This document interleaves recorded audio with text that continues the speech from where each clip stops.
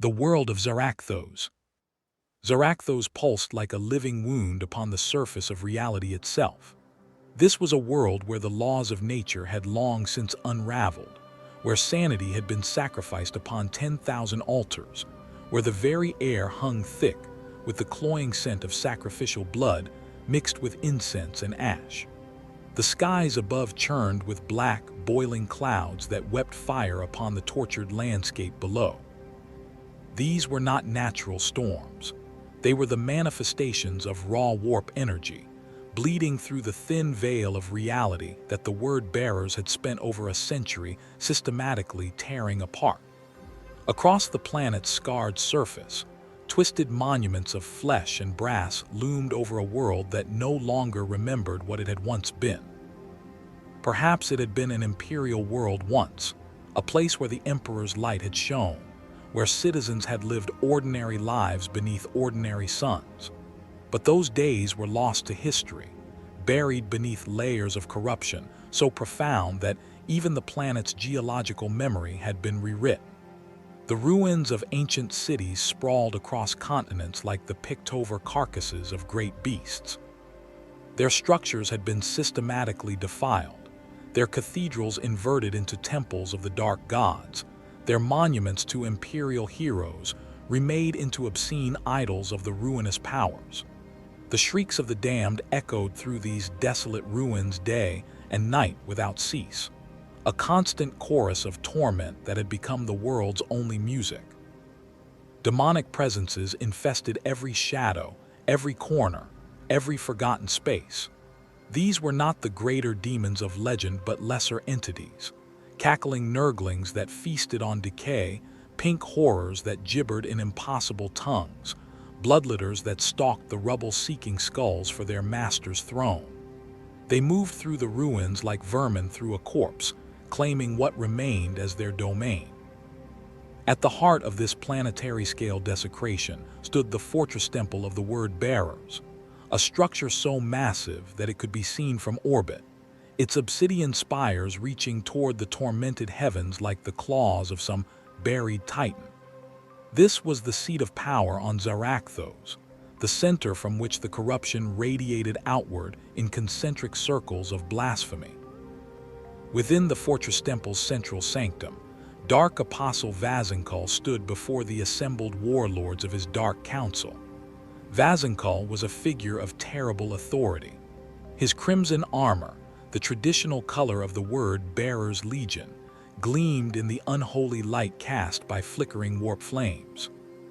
Every inch of that ancient ceramite had been inscribed with scripture, passages from the Book of Lorgar carved directly into the blessed armor, each word a prayer to the dark gods, each sentence a binding oath of eternal service.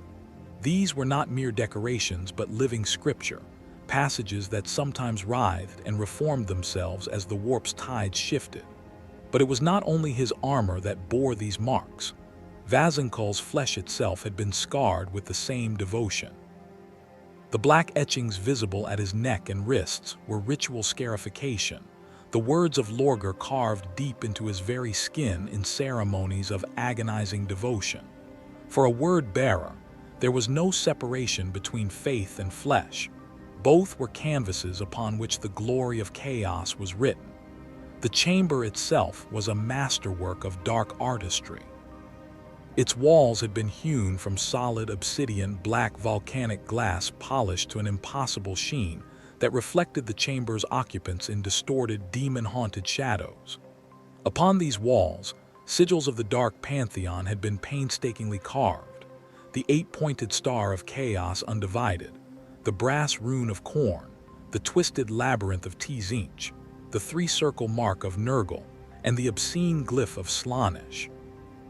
Each symbol pulsed with its own inner light, each radiating the distinct psychic signature of its patron power. The apostles of the Word had held dominion over this world for more than a century of Terran Standard Time.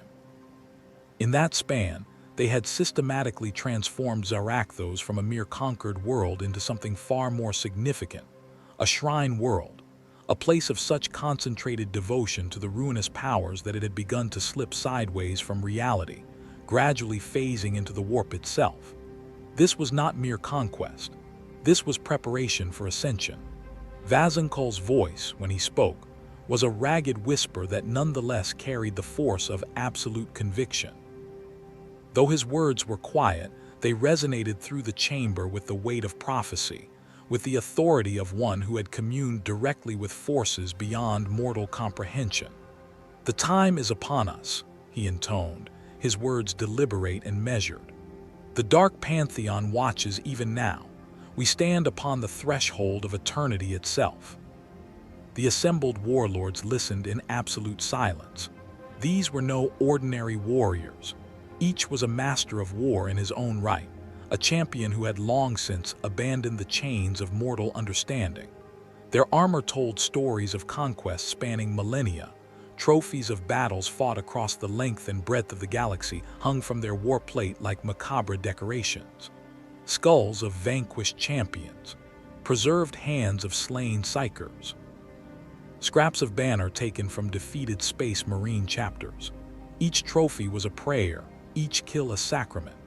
Their bodies bore the marks of the dark god's favor. Some showed the physical mutations that came with prolonged exposure to chaos: extra limbs, altered features, eyes that saw beyond the visible spectrum. Others bore more subtle changes: an aura of dread, an unnatural vitality, a presence that seemed to bend reality around them. These were warriors blessed by the gods themselves, their forms twisted by mutation and devotion alike. Each had carved his path through an ocean of blood to reach this chamber. Each had proven himself worthy through countless acts of dark faith. Each was a true believer in the word of Lorgar, having embraced the truths that the Imperium so desperately denied. But for all their power, for all their individual might, not one of them would dare speak against the will of their dark apostle.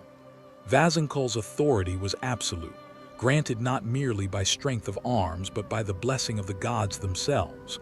To challenge him would be to challenge the will of the Pantheon, an act of such blasphemy that even these hardened heretics would not contemplate it. Vazenkol raised his Crozius Arcanum, the symbol of his office, the staff of his authority. This was no mere weapon, though it could certainly serve as such. The Crozius was faith made manifest, belief given form. Its head was wrought in the shape of the 8-pointed star, each point tipped with a blade of consecrated metal. Along its length ran circuits of psychoreactive material that responded to the wielder's will, channeling not just the power of his body but the strength of his conviction. When wielded by a true believer, a Crozius could shatter armor, break bones, and crush the spirits of those who dared stand against the word. "We shall complete the grand rite," Vazenkol declared, his voice rising with fervor. "The gods demand the final sacrifice, and we shall deliver it to them." A murmur of approval spread through the dark council, the sound of 100 voices raised in agreement. But that approval was not without undercurrents of tension. Even here, even among the faithful, there were rivalries. The word-bearers were a legion of prophets and warlords, yes, but they were also a legion with a long history of internal betrayal. Faith and ambition walked hand in hand within their ranks, and where ambition dwelt, treachery was never far behind. The first voice to challenge Vazenkol came from an unexpected quarter. Sorcerer Lord Kaiserin, the Unshackled, stepped forward from the shadows where he had been standing. He was the leader of the Crimson Slaughter, a warband that had sworn allegiance to the word-bearers, but only for as long as such allegiance served their purposes. The Crimson Slaughter were cursed, every one of them tormented by endless whispers from the warp, voices that screamed accusations of crimes both real and imagined, that drove them to ever greater acts of violence in a futile attempt to silence the chorus of condemnation. Kaiserin wore armor the color of dried blood, its surface etched with protective runes that did little to shield him from the whispers that plagued his every waking moment. His face was half hidden behind a ritual mask, but his visible eye gleamed with something between madness and terrible clarity. When he spoke, his voice was like the shifting of sand, a whisper laced with barely suppressed insanity. "The visions have grown darker, Apostle," Kaiserin said, his words careful, measured. "The tides of the warp are shifting in ways I have not seen before. I have witnessed something unnatural, something that does not belong in any future I can foresee." Vazenkull turned his burning gaze upon the sorcerer, and the temperature in the chamber seemed to drop several degrees. "Speak plainly, wretch," the Dark Apostle commanded, his voice edged with steel. "You have lived with whispers in your skull for centuries. Do not waste our time with riddles and half-truths." Kaiserin's smile was visible even behind his mask, a smile that held no humor, only a terrible understanding. "This is not the whispering of demons, Apostle," he said softly. "Nor is it the call of the gods. This is silence, a great, swallowing nothing that looms beyond the veil of reality itself." A ripple of unease spread through the assembled warlords like a wave across dark water. Silence was fundamentally unnatural to those who dwelt in chaos. The warp was a place of constant screaming, of eternal madness, of demons clawing endlessly at the edge of existence. There was no such thing as true silence in the Immaterium. There was always something, some presence, some echo of emotion or will. The idea of something that did not speak, did not hunger, did not feel in any way they could comprehend was deeply, profoundly wrong. "The visions are false," growled Gralthon the Gore-handed, his voice a bass rumble that seemed to shake the very stones of the chamber. Gralthon was a demon prince, one who had ascended beyond mere mortality through devotion to Khorne, the blood god. He was the master of the brazen beasts, a warband so devoted to slaughter that they had long ago abandoned any pretense of tactics or strategy in favor of pure, unbridled violence. His hulking form loomed over the others in the council, over 3 meters of brass-clad, demon-infused flesh that dripped with the fresh gore of sacrifices offered in Khorne's name. "You have lost your nerve, sorcerer," Gralthon continued, contempt dripping from every word. "You see shadows where there is only weakness." Kaiserin merely laughed, a dry, mirthless sound. "If only that were true," he said quietly. Before anyone could respond, the chamber trembled. It was subtle at first, a vibration that ran through the walls, through the obsidian floor, through the very bones of ZARAKTHOS itself. The assembled warlords fell silent, their centuries of combat experience immediately recognizing that this was no ordinary tremor. This was something else. The vibrations did not stop. Instead, they grew stronger, more pronounced, more insistent. Vazenkull stepped forward, his movements deliberate despite the growing unease. He placed his gauntleted hand flat against the obsidian floor, feeling the unnatural pulse that ran through the stone. His eyes closed, and he reached outward with his warp-touched mind, extending his psychic senses beyond the confines of the chamber, beyond the walls of the fortress temple, into the roiling chaos of the Immaterium that surrounded ZARAKTHOS like a shroud. And then, for the first time in centuries, for the first time since he had embraced the faith of Lorgar, Vazenkull heard nothing. The warp was always speaking. The dark gods were always watching, always present, always whispering their will to those with ears to hear. But now there was only a vast, infinite void. A silence too deep, too absolute to be natural. An absence where there should have been presence. Vazenkull's eyes snapped open, and for the first time, genuine concern flickered across his features. He rose slowly to his feet, his gaze settling upon Kaiserin with new understanding. "The sorcerer was not lying," Vazenkull said, his voice carrying across the chamber with grim authority. He turned to face the assembled warlords, his crimson armor seeming to darken in the flickering light. "Something approaches ZARAKTHOS," he declared, "and whatever it is unlike anything we have faced before." Above the fortress temple, above the tortured landscape of ZARAKTHOS, above the churning storm clouds that had wept fire for over a century, the first shadow fell upon the world. It was not the shadow of a ship, nor the darkness of a warp rift opening. This was something else entirely, a darkness that seemed to drink in light, that spread across the sky like spilled ink across parchment. The first of the Tyranids had arrived. The sky turned black as the horizon split open.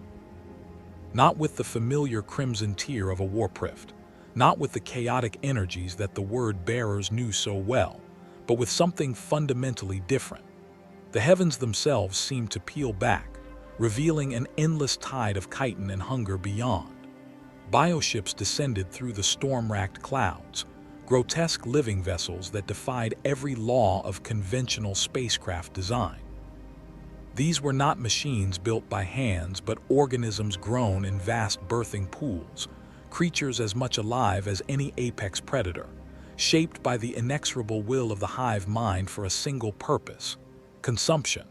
Their forms were nightmarish to behold.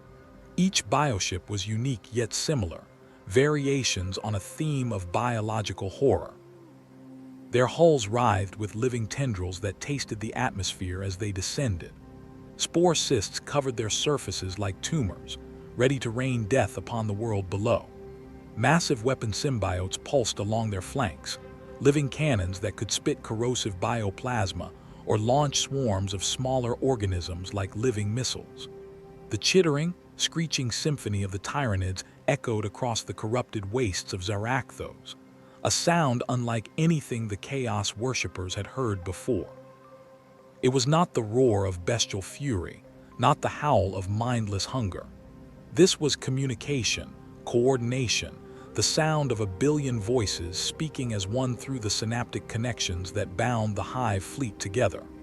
For the first time in 1,000 years, ZARAKTHOS had a new predator. And Chaos had no idea what was coming. The first bioforms fell from the sky like meteors, streaks of burning flesh and bone plummeting toward the cursed surface of ZARAKTHOS. The thick, churning storm clouds did little to slow their descent.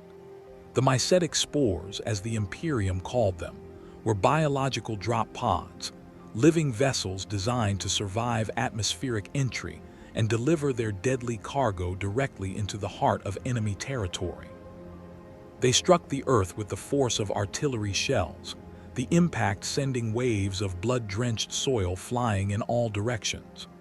The ground itself, corrupted, pulsing with demonic life after centuries of chaos worship, seemed to recoil at the intrusion, as if the planet could sense that something alien, something wrong, had arrived upon its surface. Dark Apostle Vazankul stood at the edge of the Temple of Ascension, the highest point of the Fortress Temple complex, his eyes fixed on the horizon, where the first tendrils of the Hive fleet had begun to darken the sky like an approaching storm front. His mind reached outward, a psychic probe extending into the warp, feeling for the familiar pulse of the Immaterium that had always surrounded this world like a warm blanket. But the silence remained, that terrible, absolute absence that Kaiserin had warned of. No response from the Pantheon, no whispers of approval, no visions of triumph granted by the dark gods, only absence. It unsettled him deeply, though he refused to show any sign of weakness before his warriors. A dark apostle was the voice of the gods themselves. To display doubt was to invite challenges to his authority, and challenges meant bloodshed, division, weakness. He could not afford such distractions, not now. Behind him, the warbands of ZARAKTHOS stirred with barely contained violence.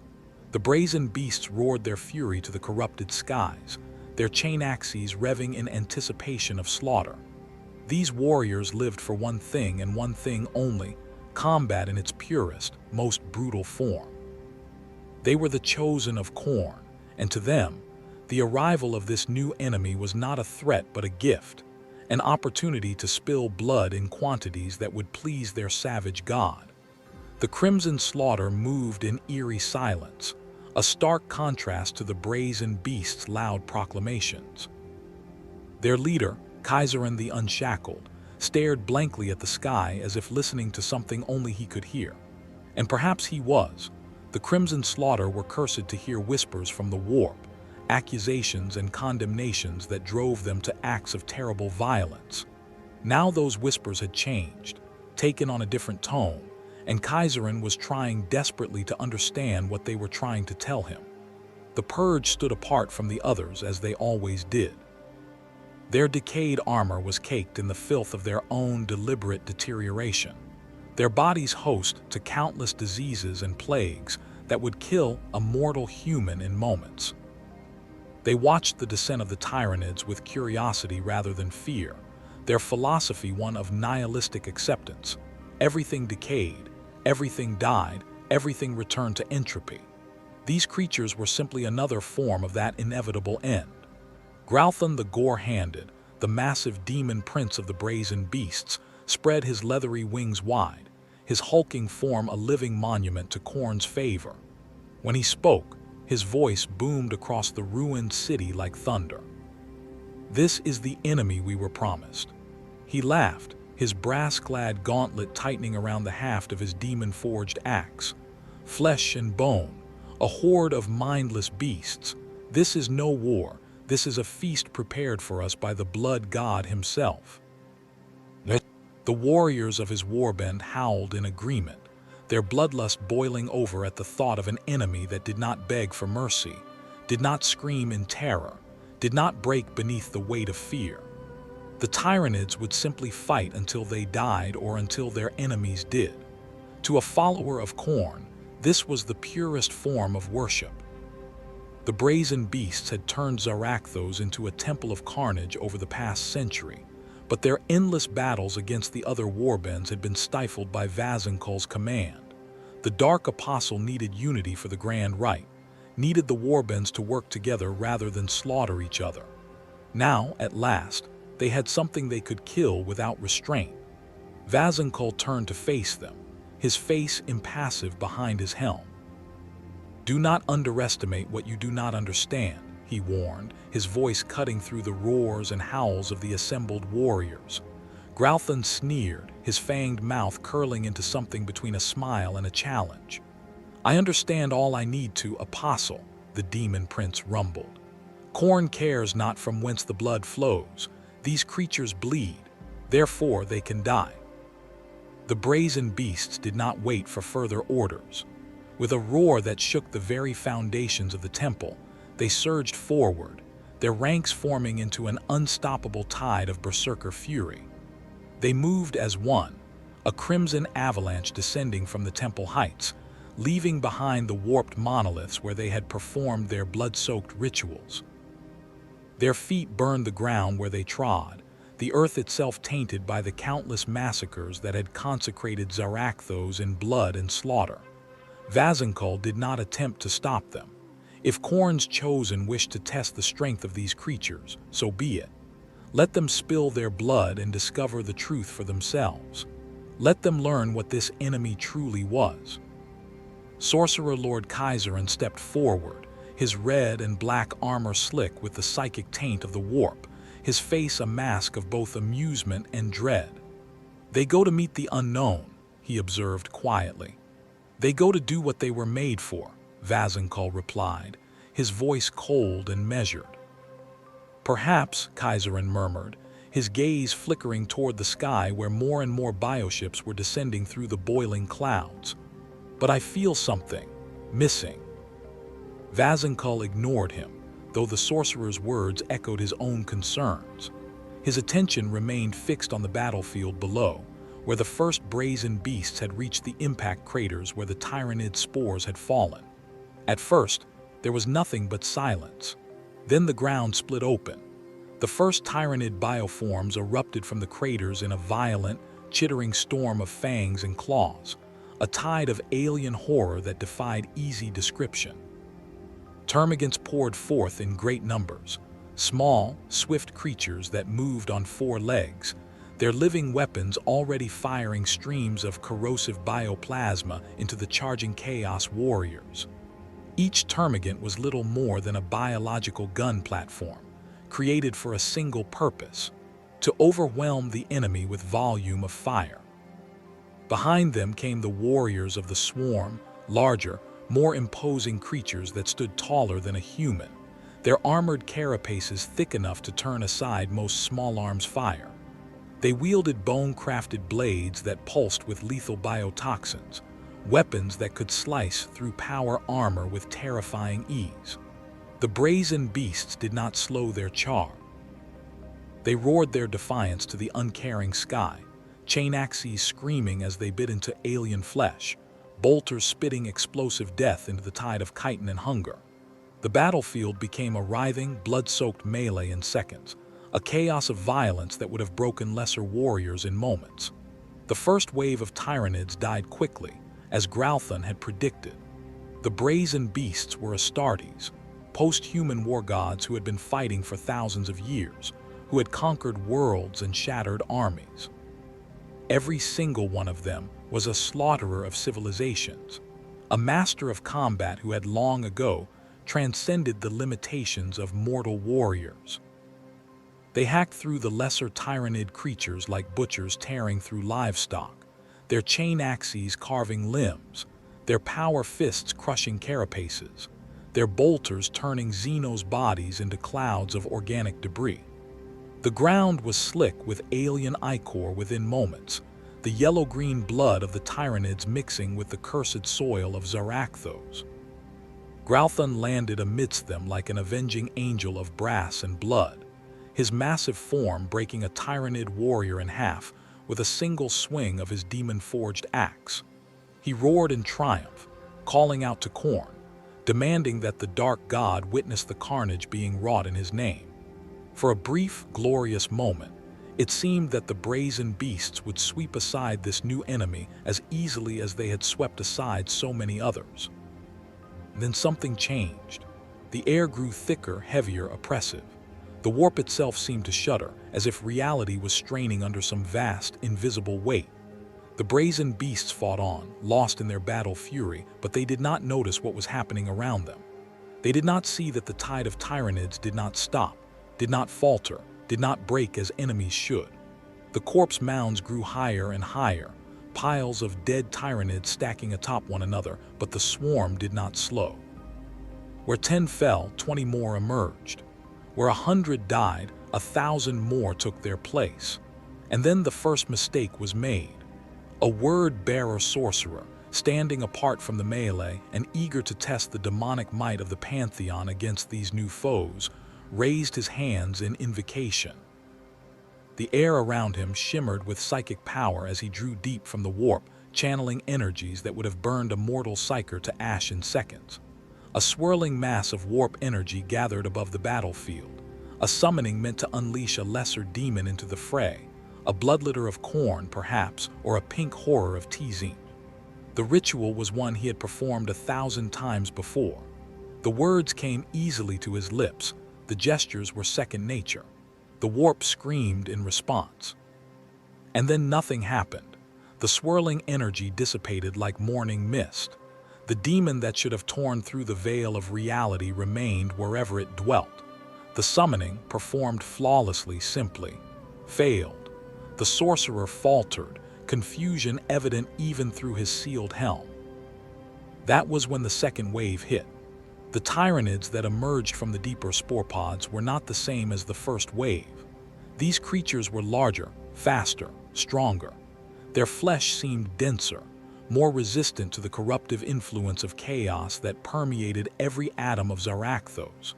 Their weapons had evolved mid-deployment, adapting to the weaknesses they had already observed in the brazen beast's armor and tactics. A massive Carnifex charged into the Astartes ranks, its bulk comparable to a small tank. It smashed through power armor like parchment, its crushing claws and massive talons designed specifically to crack open the hardened ceramic that protected space marines. Warriors who had survived 1,000 battlefields died in seconds, crushed beneath monstrous weight or torn apart by scything talons. The brazen beasts did not falter. They knew no fear, acknowledged no pain, but they were unprepared for this. This was not an enemy that could be cowed by terror tactics or broken by sheer ferocity. These creatures did not acknowledge suffering. They did not feel fear. They only consumed, adapted, and moved forward with inexorable purpose.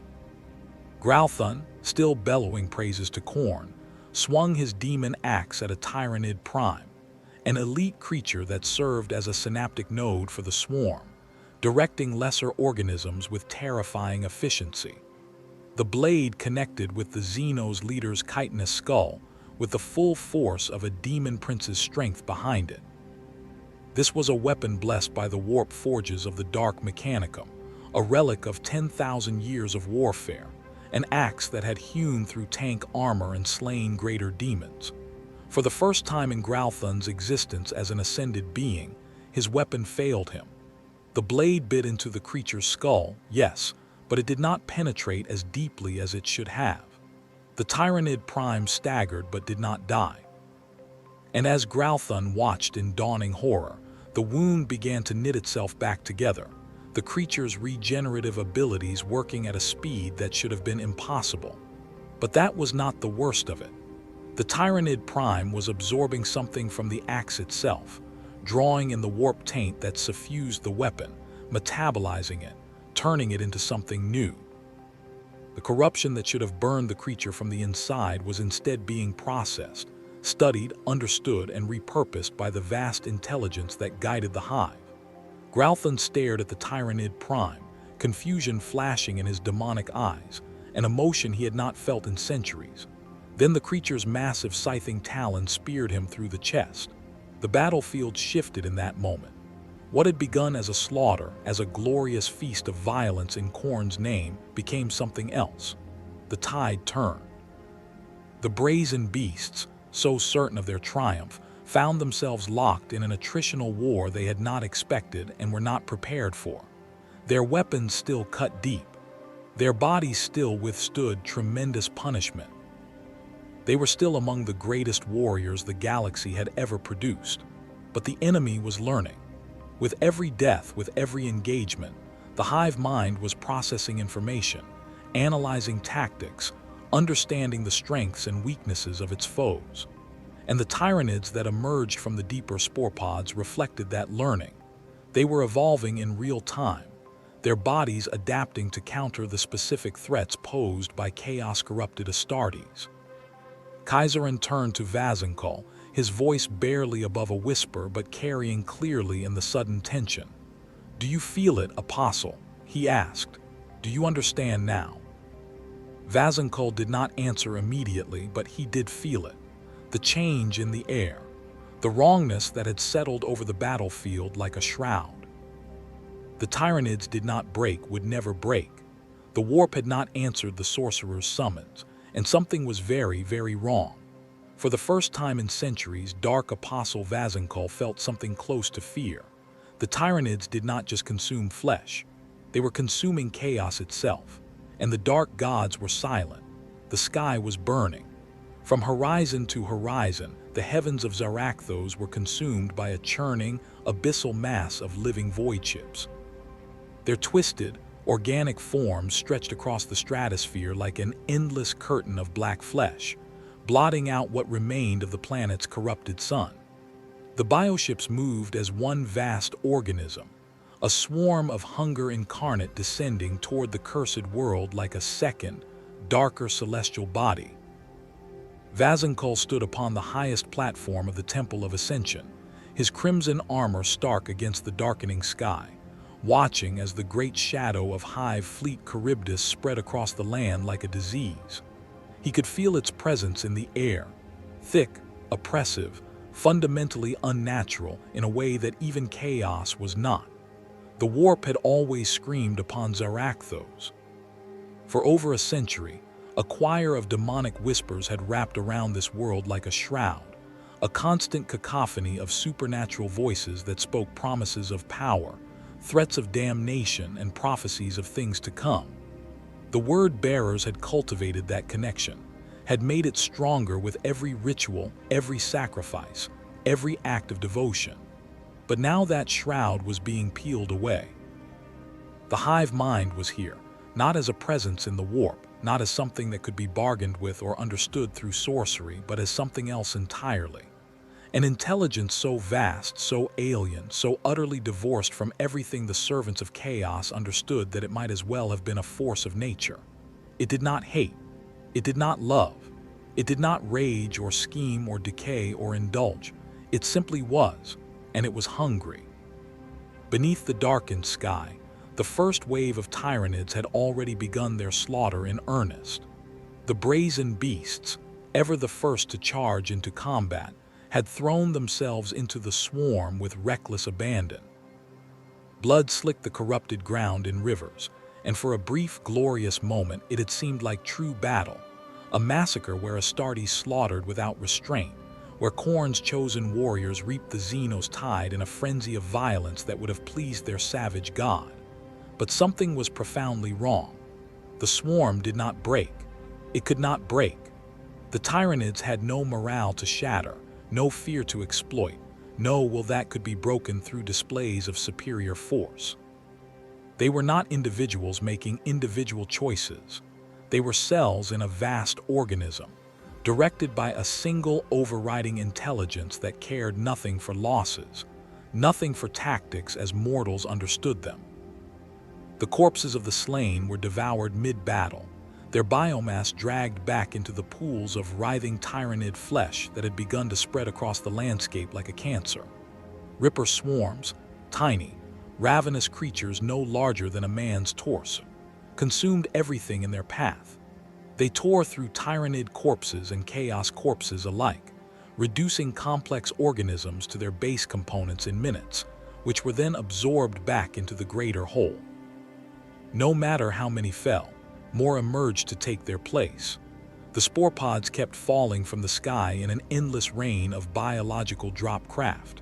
Each one carried dozens, sometimes hundreds of Tyranid organisms, each perfectly adapted for its role in the greater swarm.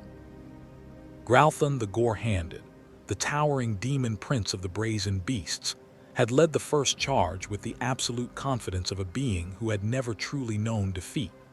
The monstrosity of brass and blood had torn apart dozens of Tyranid warriors with his bare hands, their thick chitinous hides no match for the raw, God-blessed strength of Khorne's champion. He had felt the familiar rush of combat, the pure joy of slaughter that had sustained him through millennia of warfare. This was what he had been made for: endless battle, eternal bloodshed, a war without beginning or end. But the tide had not stopped. It had not even slowed. And now, as Gralthon fought on amid the corpse-strewn battlefield, he began to realize that his warband was slowly being drowned. Their relentless butchery, for all its fury and skill, was no longer enough to carve through the ever-adapting mass of horrors that surrounded them. The Tyranids were learning. With every engagement, with every death, the Hive mind processed information and adjusted its approach. Creatures that should have died to chain-axe blows survived them. Bioweapons that had initially been ineffective against power armor began to find weak points, joints, seals. The swarm was evolving in real time, becoming more lethal with every passing moment. From the temple heights, Vazenkull observed the unfolding disaster, his mind reaching into the warp for guidance, for whispers of prophecy, for some sign from the dark pantheon that they had not been abandoned. Nothing. The silence had deepened, become more profound. It was not merely the absence of the gods' voices. It was the absence of the warp itself. The connection to the Immaterium that had always defined this world, that had made it a shrine worthy of the dark gods, was fading like a candle flame guttering in a strong wind. He clenched his fists, his black gauntlets tightening around the haft of his Crozius Arcanum, until the ancient weapon's shaft creaked under the pressure. He would not let the will of the word falter. He would not allow doubt to take root in his heart. He turned his gaze to the assembled warlords of the Dark Council, the masters of the various warbands that had sworn allegiance to the word-bearer's cause on ZARAKTHOS. Sorcerer Lord Kaiserin stood at the forefront, his face half hidden by the shadows cast from the demonic sigils that burned upon his flesh, ritual scarification that marked him as a master of the dark arts. He did not look at Vazenkull. His gaze was locked upon the distant battlefield where the brazen beasts were beginning to falter. "They cannot hold," Kaiserin murmured, his voice like a blade drawn across wet stone. "They do not understand what they face." Then they will die in Khorne's name, Vazenkhal answered, his voice cold and measured. They will not be the first to make such a sacrifice. The sorcerer's expression did not change, but something flickered in his eyes, something between amusement and dread. You still do not see, do you? His voice was soft, almost gentle. This is no simple war, Apostle. This is not the push and pull of mortal conflict, the clash of armies where strategy and strength determine the victor. This is something else. This is the inevitable. He gestured toward the battlefield with one withered hand. We are watching the end of a battle that has already been lost. Vazenkhal turned on him with such fury that several of the nearby warlords stepped back reflexively. Enough of your riddles, Kaiserin. The Dark Apostle snarled. If you wish to die whimpering like a coward, then remove yourself from my sight. The sorcerer only smiled, a cold, joyless expression. You think I fear death? He gestured toward the sky, where the Tyranid bioships were descending in ever greater numbers, their massive writhing forms bleeding spores and acidic bile onto the battlefield below. No, Apostle. I am merely the only one among us who has accepted what is coming. Vazenkhal had no patience for sorcerers and their games. He stepped forward, towering over Kaiserin despite the sorcerer's own considerable height, his Crozius crackling with dark power. I will hear no more of this cowardice, he declared, his voice carrying the full weight of his authority. We are the word bearers. We do not fear annihilation. We welcome it, for it is the path to ascension, the gateway to eternity in the eyes of the gods. Ascension, Kaiserin whispered, and then he chuckled darkly, a sound like stones grinding together in a grave. You still think ascension is possible here? Before Vazenkhal could respond, the battlefield changed again. The first spore towers erupted from the corrupted earth. Across the blood-soaked plains where the brazen beasts fought their desperate battle, massive Tyranid growths broke through the bleeding ground like grotesque tumors. They rose with terrifying speed, expanding at a rate that defied natural biology. Within minutes, structures the size of imperial hab blocks stood where there had been only corpse-strewn wasteland. These were not simple fortifications. They were living organisms, extensions of the Hive fleet itself, designed to spread the Tyranid biomass across a conquered world.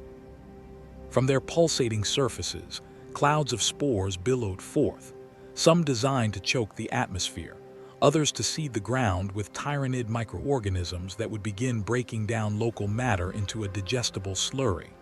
But these spore towers were different from those the Imperium had cataloged in its xenobiological databases. Their forms were twisted, wrong. They were part flesh, part something else, part warp-tainted biomass that should not have been possible. The corruption of chaos that saturated every atom of ZARAKTHOS was being absorbed into their pulsating growths, processed, metabolized, repurposed. The battlefield itself was shifting. The land was being rewritten at a fundamental level. The flesh of the Tyranid hive was seeping into the very veins of the planet, consuming not just the physical matter but the metaphysical essence that had made ZARAKTHOS a shrine to chaos. Gralthun roared in frustration as the swarm refused to break, refused to acknowledge his superiority, refused to give him the glorious death in combat that was the highest honor a servant of Khorne could achieve. His warriors still fought with savage determination, but their butchery meant nothing. Their fury was wasted. The Tyranids did not fear them. The Tyranids did not worship Khorne. For a warrior dedicated to the blood god, this realization was almost insulting. Khorne cared not from whence the blood flowed, but how could he claim the skulls of creatures that did not understand the concept of honor, of martial prowess, of combat as a form of worship? Vazenkhal stepped forward on the temple platform, raising his arms wide. Then let us remind them why the gods are eternal. He snarled, his voice carrying across the assembled warlords. Let us show these mindless beasts that chaos cannot be denied. The ritual had already been prepared. For weeks, the word bearers had been making ready for the grand rite. the final summoning that would tear ZARAKTHOS from real space entirely and drag it screaming into the Eye of Terror, transforming it from a mere shrine world into a true demon world where the laws of reality no longer applied. The temple burned with the souls of the sacrificed, their screams woven into the very air, their essence feeding the altar of the great pantheon. Thousands had died to prepare this ritual, cultists, captives, even some of the word-bearers' own thralls who had been deemed unworthy of witnessing the final ascension. The word-bearers had bathed this world in blood for over a century. They had offered it as a gift to the dark gods, consecrated every inch of ground, carved their prayers into stone and flesh alike. Now, with the voice of a dark apostle channeling the will of the pantheon, Vazenkhul spoke the first word of summoning, the word of Lorgar, the secret name of reality's undoing. The air split apart like torn fabric. The heavens above the temple ripped open, a wound torn into existence itself, a hole in the membrane that separated the material universe from the roiling chaos of the Immaterium. From within that wound, something answered. The warp howled like a beast given voice. Demonic figures began to claw their way into existence, their forms barely restrained as the gateway widened, stretching toward the battlefield. Lesser demons poured through, bloodlitters of Khorne with their hellblades raised, pink horrors of Tzinch cackling with mad glee, plague-bearers of Nurgle bearing their rusted blades, and demonettes of Slaanesh moving with predatory grace. This was the answer Vazenkhul had expected. This was the final proof that chaos was eternal, that the gods were watching, that faith would be rewarded with power. This was. The rift collapsed. One moment it was there, a screaming tear in reality through which the forces of the Immaterium poured forth. The next moment it was gone, snuffed out like a candle flame, the demonic figures that had begun to manifest simply vanishing as if they had never been. The battlefield fell silent for a heartbeat, a moment of shocked stillness that seemed to stretch into eternity. Vazenkhul turned, confusion flickering across his face for the first time in his long, heretical existence. He had spoken the words of power. The ritual had been performed flawlessly. The sacrifices had been made in the proper manner, their souls offered to the pantheon according to the ancient rites. Why had the warp not answered? And then he felt it.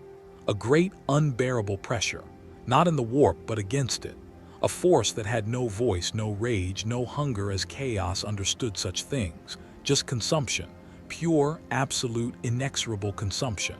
The Hive mind had noticed the summoning, and it had devoured it. The darkness in the sky grew deeper, spreading like spilled ink across parchment. The swarm pressed forward with renewed purpose, unrelenting, unstoppable. The brazen beasts, still locked in their endless slaughter, did not yet understand that the gods were not watching them. They fought on as they had always fought, because that was all they knew how to do. But Vazenkhul understood, and for the first time in his long, blasphemous life, the Dark Apostle felt something close to true fear. The Tyranids did not just consume flesh and bone. They had begun to consume chaos itself, to metabolize the very essence of the warp, to process and repurpose the energies that the dark gods claimed as their own. The warp did not scream in defiance. It did not resist with fury and madness. It simply faded, withdrew, receded like a tide pulling back from a shore, leaving behind only emptiness. Vazenkhul's hands began to tremble, a tremor he could not suppress, could not control. The gods were silent, and the great devourer was still hungry. Vazenkhul stood at the edge of the summoning circle, his gauntleted hands trembling despite every effort to still them, his breath ragged beneath the weight of the impossible. The ritual had been perfect. He knew it had been. He had overseen every detail personally, had spoken every syllable with absolute precision, had ensured that the sacrifices were offered in exactly the manner prescribed by the ancient texts. The altar had run red with blood. Souls had been flayed and offered to the pantheon. The incantations had been spoken in the first tongue, the language of power that predated human civilization, words that had once split reality apart when the first Chaos worshippers had learned to pronounce them. And yet nothing had come. The rift in the fabric of existence had begun to form. The demonic legions had begun to stir in the depths of the warp, eager to spill into real space and feast upon the terror and suffering that awaited them. For a brief moment, Vazenkhal had felt their presence, had sensed the vast, predatory hunger of entities that existed beyond mortal comprehension. But then the rift had collapsed, not gradually, not with the slow closure that came when a summoning's power was exhausted. It had been snuffed out instantly, violently, as if something had reached across the boundary between worlds and crushed it closed with irresistible force. The demons had not been banished. They had been devoured. Vazenkhal's fingers curled into fists so tight that his gauntlets cracked under the pressure. He closed his eyes, reaching outward with his psychically awakened mind, searching desperately for the presence that had always been there throughout his entire existence since the day he had embraced the faith of Lorgar. He had stood at the threshold of the warp for centuries. He had heard its whispers in his dreams, had felt its will coursing through his veins like fire, had channeled its power to work miracles and atrocities alike. The connection to the Immaterium was as natural to him as breathing, as fundamental to his existence as the beat of his three hearts. Now there was only emptiness, a void where divinity should have dwelt. Behind him, the warlords of the Dark Council stood in uneasy silence, watching him, waiting for guidance, for orders, for some sign that their faith had not been misplaced. Some of them had felt it too, that terrible absence, that unnatural silence, but they did not yet understand what it meant. They were warriors first, mystics second. They knew how to kill, how to conquer, how to spread the word through fire and blade. The subtleties of warpcraft were beyond most of them.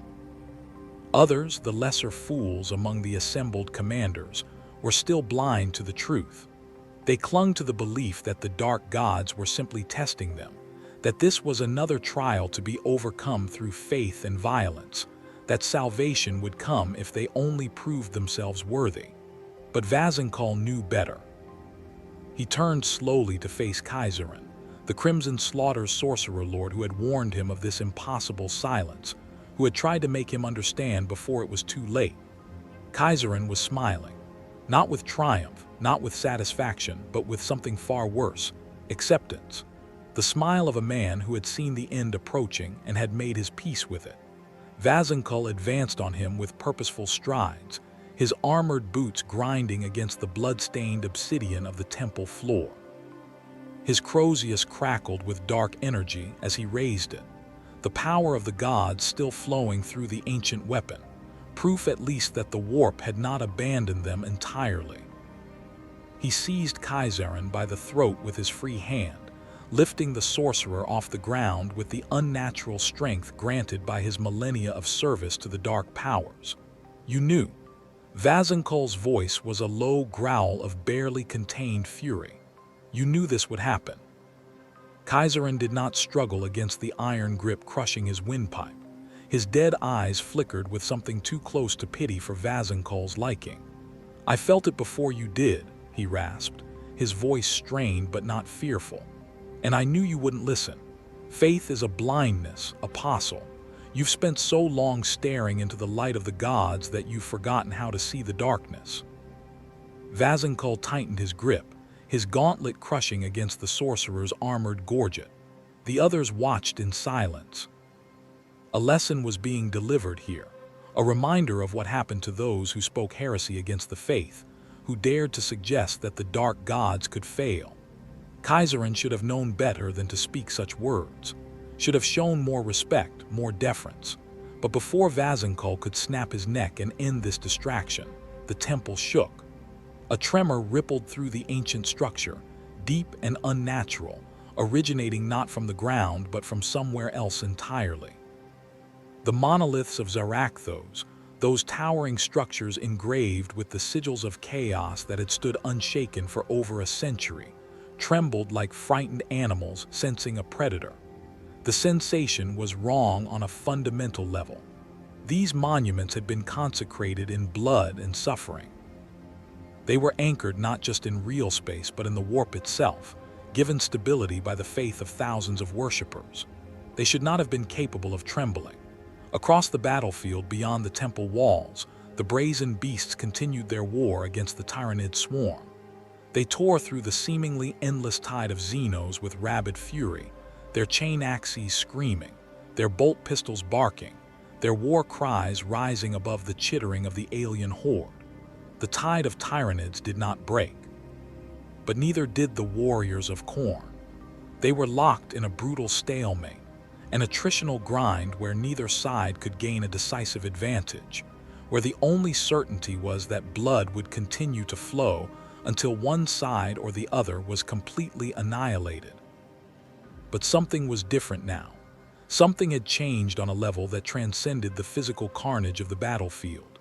A great shadow loomed over the war, not the shadow of the Hive fleet's bioships, not the darkness cast by the spore towers, but something more abstract, more terrifying. A presence that could not be seen but only felt, a weight pressing down on the battlefield like an invisible hand. It was not merely physical. It was metaphysical, a pressure that existed in a dimension beyond the merely material, that pressed against the warp itself, smothering it, suffocating it. And then the first demon faded. It happened without warning, without spectacle. One moment, a bloodletter of Khorne was there on the battlefield, ripping through a chitinous horror with its wicked hellblade, reveling in slaughter as it had done since the moment of its creation countless millennia ago. The entities of the warp did not truly live or die as mortals understood such concepts. They were manifestations of raw emotion, given form by the collective unconscious of the galaxy's sentient species. They could be banished, yes, cast back into the Immaterium to reform and return. But they could not simply cease to exist. The bloodletter was simply gone. No banishment, no dispersal, no psychic backlash. One moment it existed, the next it did not, as if it had been edited out of reality itself. A second demon disappeared, then a third. Across the battlefield, the entities of the Immaterium began to unravel. Their howls of rage and hunger cut short mid-scream, their bodies dissolving into the air like smoke before a gale. They did not return to the warp. They did not leave any trace of their passing. They were simply erased. The blood-soaked land beneath them writhed as though it too was dying. The corruption that had seeped into the soil of ZARAKTHOS, the demonic taint that had transformed this world into a place where the barriers between reality and unreality were gossamer thin, began to fade. Not cleansed, that would have required holy power, the blessing of the emperor or some other anathema to chaos. This was different. This was consumption. The brazen beasts did not see it at first. They were too consumed by the joy of battle, too lost in the rhythm of slaughter. The carnage held their focus completely, the sheer visceral pleasure of combat, the symphony of violence performed in Khorne's name. They fought as they always had, their blades carving through bone and muscle, their chain axes splitting apart tendons and chitin, their war cries drowning out the shrieks of their prey. But the prey did not stop coming. And now, the prey did not simply die and stay dead. Gralthon the Gore-Handed, the massive demon prince of the brazen beasts, was the first to notice the change. He had fought alongside demonic kindred countless times before, had led his warband to battle with legions of warp-spawned entities at his back. The presence of demons on a battlefield was as natural to him as the presence of his own warriors. They were allies, weapons, manifestations of the gods' favor. But now, as he crushed the skull of a Tyranid warrior beneath his clawed foot, as he turned to call upon the warp-spawned entities that had been fighting beside him, he saw only empty space where they should have been. He froze. For the first time since his ascension into demonhood, since the moment Khorne had blessed him with immortality and power beyond mortal ken, Gralthon felt something unnatural, a true, deep stillness that had nothing to do with the absence of battle. His legion was still fighting. The sounds of war still thundered across the battlefield. But something fundamental had changed without anyone realizing it. The demons were gone, not killed in combat, not banished by enemy sorcery, not recalled by the whims of their divine masters. Gone. The Tyranids had consumed them, not their physical forms, for demons had no true physical form in the material realm, but their very essence. The fundamental metaphysical pattern that defined a demon's existence had been eaten, processed, absorbed into the vast biological and psychic matrix of the hive mind. Growlthun let out a bellow of rage, his wings beating against the corrupted air as he rose above the battlefield. He reached outward with senses that transcended the merely physical, calling upon his own unnatural power, seeking the immortal essence of Khorne that had forged him in blood and battle, that had elevated him from mere Astartes to something divine. Nothing answered. It was not possible. Demon princes were fragments of their patron gods, blessed beings who had transcended mortality entirely. The connection to their divine creator was absolute, unbreakable. It was the very foundation of their existence. But Growlthun felt nothing, only emptiness where divinity should have dwelt. He turned his gaze toward the horizon, toward the growing black mass that loomed beyond the swarm, a presence that was not flesh, not demon, not anything that should have existed in the natural order of the universe. Something that defied categorization, that existed outside the familiar dichotomy of chaos and order. A figure moved in that darkness. It was massive, towering even among the already enormous forms of the Tyranid monsters. Its body was armored in shifting chitin and pulsing biogrowths, its form constantly changing, mutating, adapting. But not in the way chaos mutation worked. There was no randomness here, no indulgence, no madness. Every change was purposeful, controlled, optimized for efficiency. And then the Swarm Lord stepped forward into the light. The air itself seemed to bend around it, warping under the weight of its unnatural presence. Reality struggled to contain it, to define it according to the laws that governed matter and energy. The Swarm Lord was not simply a creature. It was a manifestation of the hive mind's will, an avatar of the great devourer's intelligence given physical form. Its four-bladed arms, each one the size of a Terminator's entire body, dripped with alien ichor from the hundreds of foes it had already slain. Its carapace bore the scars of battles across countless worlds, each mark a testament to the Swarm Lord's near immortality. When one body fell, the hive mind simply grew another, implanting it with all the memories and tactical knowledge of its predecessor.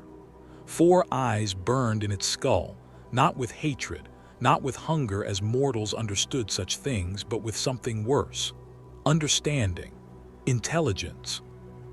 The cold, analytical assessment of a being that saw the battlefield not as a place of glory or honor, but as a problem to be solved, an equation to be balanced, prey to be efficiently processed. Growlthun charged without hesitation, his every instinct screaming that this was the enemy, the true threat, the creature that must be destroyed. The rage of Khorne's chosen overpowered any thought of caution or strategy. He raised his demon-forged axe, a weapon that was itself a manifestation of the blood god's fury, a relic that had existed since the dark days of the Horus heresy. The Swarm Lord did not move. And then, as if answering some unseen command, as if responding to a silent instruction transmitted through synaptic connections that span light years, the Tyranid swarm turned its collective attention toward Growlthun. The ground erupted beneath his feet. Tendrils burst forth from the corrupted soil, thick, muscular appendages covered in razor-sharp thorns. They wrapped around his legs with crushing force, dragging him downward. He hacked at them with his axe, roaring his fury to the uncaring sky, but they did not bleed like flesh should bleed. They were not normal tissue, not normal chitin. They were something new, something that should not have been possible. The tendrils had absorbed the warped taint of ZARAKTHOS, had metabolized the demonic corruption that saturated the planet's biomass, and had incorporated it into their structure.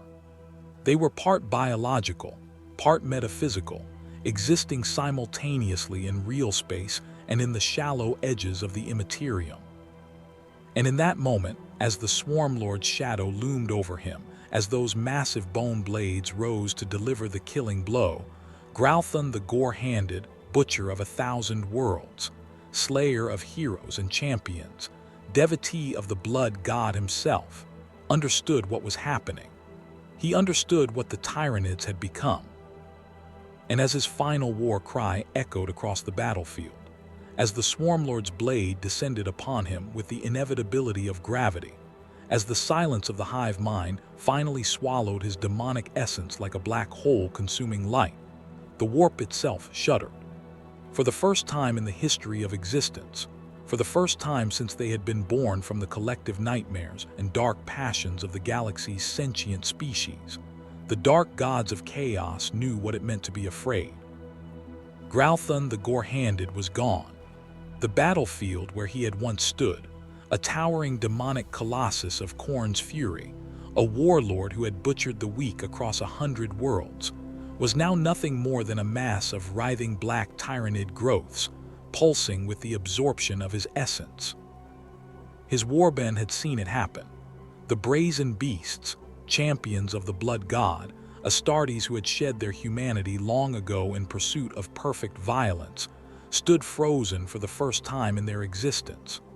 They had not faltered when Horus fell, struck down by the Emperor aboard the vengeful Spirit in the final moments of the heresy. They had not broken when the Imperium had turned on them like wounded hounds, when the traitor legions had been driven from Terra and forced to flee into the Eye of Terror. They had stood against the Adeptus Custodes themselves, those golden giants who served as the Emperor's personal guard. They had slaughtered entire chapters of loyalist space marines in the burning halls of dead saints. They had carved their names into the bones of the weak across the length and breadth of the galaxy. But they had never seen a demon prince die like this, not slain in glorious combat where his death would be recorded in the annals of the blood god's eternal war, not banished back to the warp where he would reform and return stronger than before, not broken in battle against a worthy foe who could claim his skull as a trophy, just gone, consumed, absorbed, erased from existence as if he had never been. And the swarm did not stop to gloat, did not pause to claim victory. It simply continued forward, as inexorable as the tide, as inevitable as death itself. What had once been a battle was now revealed as a feeding ground.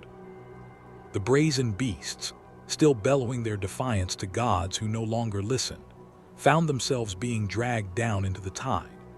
Their ancient power armor, each suit a relic that had survived 10,000 years of constant warfare, began to split apart under the relentless assault of thousands of fanged maws.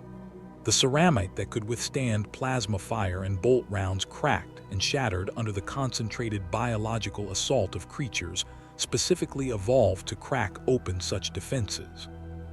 The ground itself moved beneath them, shifting with every fresh wave of chitinous bodies that surged across the battlefield.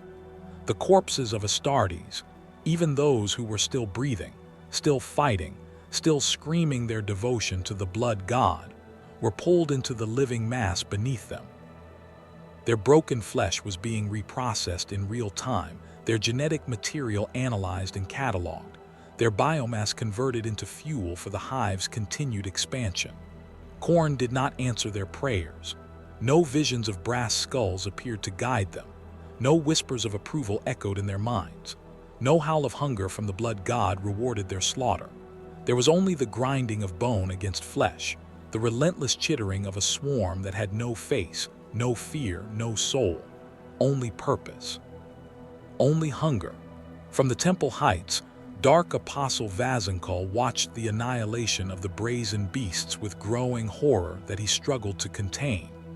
He gripped his Crozius in both hands now, the Relicrot handle burning hot with barely contained warp energy. The weapon still functioned. That was something at least. The power of the dark gods had not been completely severed, but it had weakened, dimmed like a flame deprived of oxygen, He should not have hesitated. He knew that now. He should have called for another ritual the moment the first one had failed, should have sent the Crimson Slaughter to reinforce the Brazen Beast's position, should have driven the Purge's war engines into the thick of battle, should have acted immediately, decisively, without pause for thought or doubt. But the silence had shaken him, and now the battlefield below was not a war zone.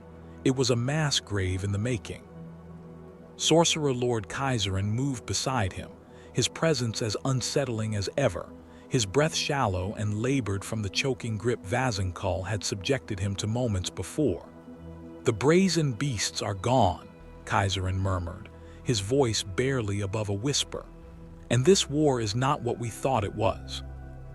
Vazenkull did not look at him. His gaze remained fixed on the battlefield, on the crimson-armored figures being systematically overwhelmed by the chittering tide. "They are dying for a purpose," Vazenkull said, though his voice lacked its usual conviction. "Their sacrifice will be remembered. Their skulls will grace Khorne's throne."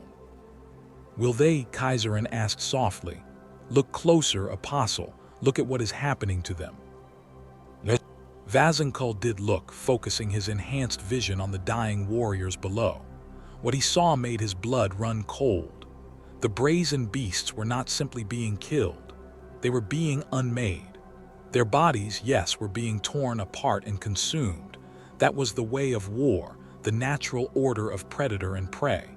But something else was happening, something that should not have been possible.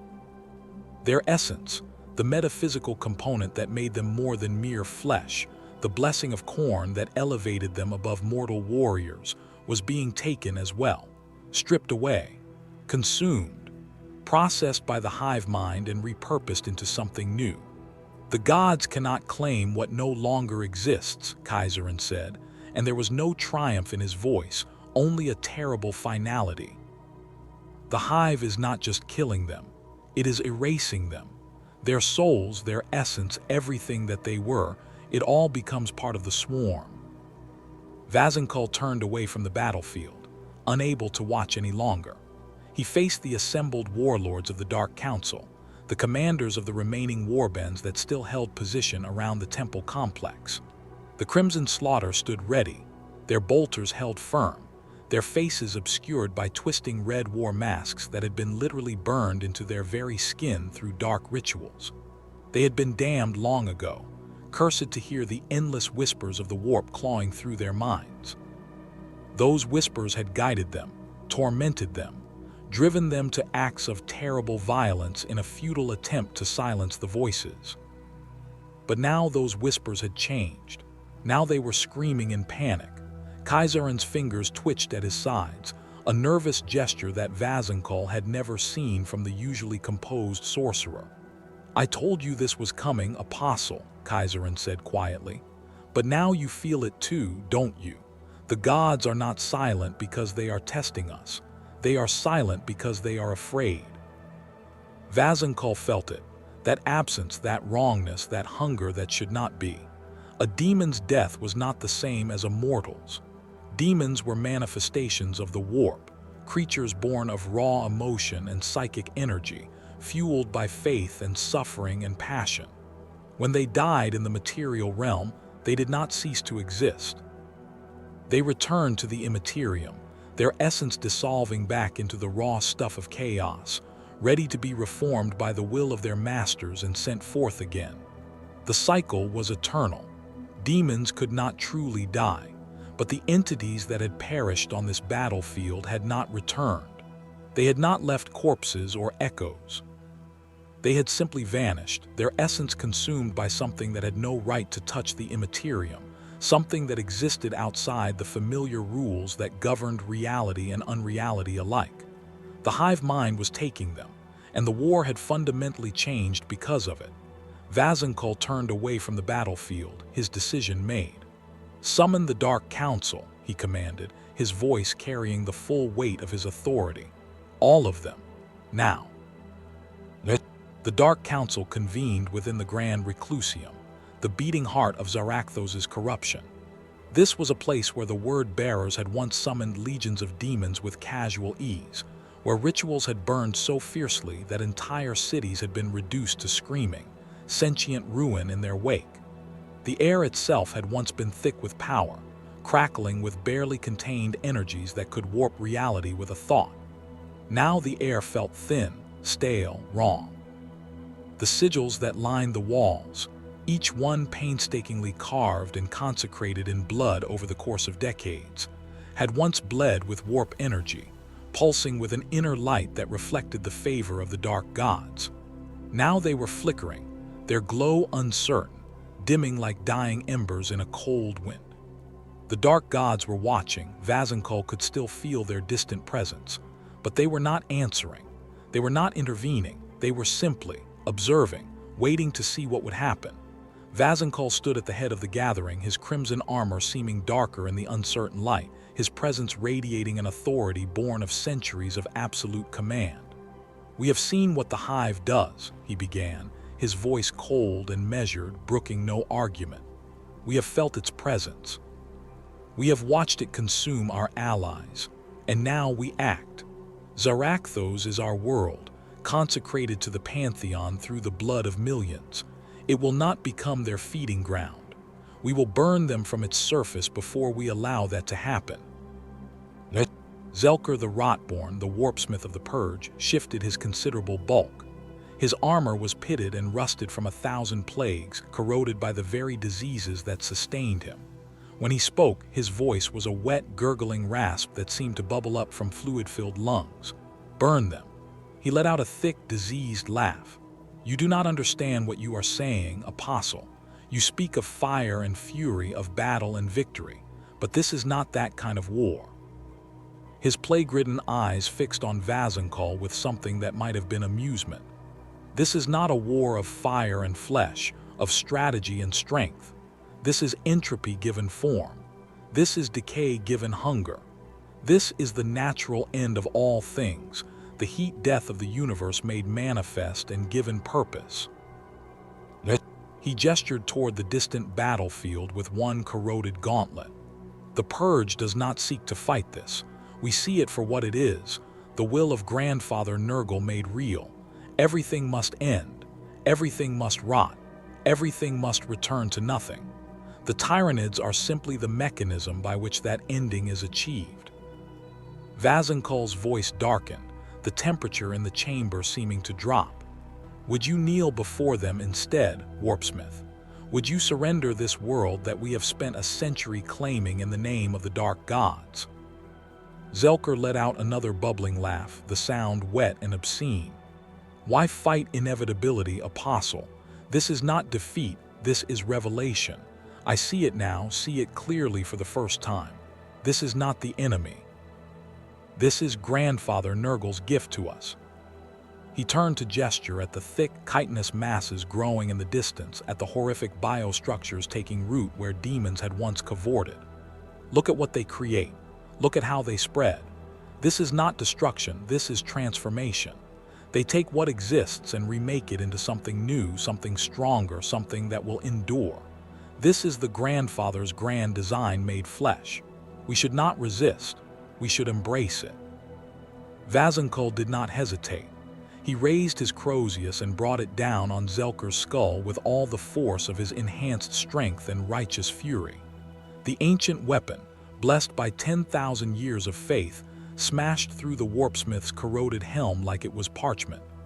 Bones shattered. Brain matter sprayed across the obsidian floor. The Rotborn's considerable bulk crumpled, his body hitting the ground with a wet, final sound. The chamber fell silent. The other warlords watched, some with approval, others with carefully hidden concern. Vazenkoll had just executed one of the Dark Council's members without trial, without debate, without any of the ritualized formality that usually preceded such an act. But these were not usual times. Vazenkoll turned back to face the others, his Crozius still dripping with blood and brain matter. "The war has no more room for traitors," he declared, his voice sharp as a blade. "No more room for cowards who would surrender before the battle is even decided. We are the word bearers. We have toppled empires. We have burned civilizations." We have brought the light of truth to a galaxy drowning in ignorance." He raised his weapon high. "We do what we must. We finish the grand rite. We open the gateway fully and completely. We drown this world in the power of the gods, and we show these mindless beasts that chaos is eternal." Kaiserin stared at the mangled corpse of the fallen warpsmith, then slowly turned his gaze back to Vazenkhal. When he spoke, his voice was quieter than before, almost gentle. "You still think they will answer, don't you? After everything we've seen, after the ritual failed, after the demons were consumed, after a demon prince was erased from existence, you still believe the gods will save us?" Vazenkhal's grip on his Crozius tightened until the weapon's shaft creaked. "They will," he said, and it sounded almost like a prayer. "They must." Kaiserin said nothing more. He simply turned away, his silence more damning than any argument could have been. And so the word-bearers made their preparations. The rituals resumed with renewed fervor. The chants rose into the corrupted air, echoing through the halls of the grand reclusium. Blood flowed upon the altars in rivers. Sacrifices screamed their last as their essences were offered to the pantheon. The word-bearers threw themselves into their faith with desperate intensity, as if sheer conviction alone could bridge the growing gap between themselves and their gods. Beyond the temple walls, the battle still raged. The brazen beasts were now little more than shredded remnants being processed by the swarm, their numbers dwindling with each passing moment. The Tyranids did not care. They did not notice individual victories or defeats. They only consumed, only adapted, only moved forward with the inexorable patience of a force of nature. But something was changing on a level deeper than the merely physical. Above the corrupted skies of ZARAKTHOS, the Hive fleet descended further, its bioships moving into lower orbit. The spore clouds thickened. The psychic pressure of the shadow in the warp intensified, pressing down on the planet like an invisible hand. The war was no longer about victory or defeat, about conquest or resistance. The war had become about what would remain when it was over. And the Tyranids had already decided the answer to that question. The battlefield had become a churning mire of blood and biomass, a nightmarish landscape that shifted and writhed with an obscene semblance of life. This was no longer recognizable as the same terrain where the brazen beasts had first charged forth in their battle fury. The ground itself had been transformed, replaced by a living carpet of Tyranid growths that pulsed and breathed like the organs of some vast beast. What remained of the brazen beasts, and there was precious little now, were being absorbed into that grotesque living mass, their armor and flesh broken down into base components and repurposed by the Hive's efficient biological processes.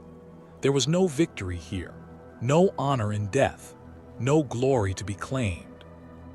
The warriors of Khorne had been unmade, their existence rendered meaningless, and the Hive mind did not stop to celebrate. It did not revel in slaughter as the Chaos gods did. It simply moved forward, consuming everything in its path with the patience of geological time compressed into moments. From the high walls of the reclusium, Dark Apostle Vazenkhal watched in silence, his hands clenched so tightly around the railing that the ancient stone began to crack under the pressure. He had seen wars lost before. He had stood on 100 dying worlds, had watched empires crumble, had witnessed the death throes of civilizations. He knew the scent of defeat intimately. It was a familiar companion to any warrior who had fought through 10,000 years of the Long War. But this was not defeat as he understood it. This was something else entirely.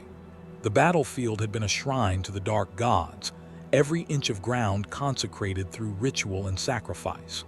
The blood that had soaked into the soil was meant to feed the pantheon, to strengthen the connection between ZARAKTHOS and the Immaterium. Warfare itself was a form of worship when conducted properly, each kill a prayer, each act of violence a sacrament.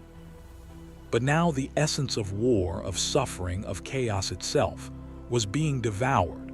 The psychic imprint that should have remained, that should have fed the dark gods for eternity, was being stripped away, consumed, repurposed into something that belonged to the Hive.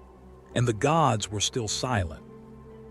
Vazenkull clenched his fists, his resolve hardening despite the growing dread that gnawed at his heart. He would not wait any longer. The time for deliberation had passed.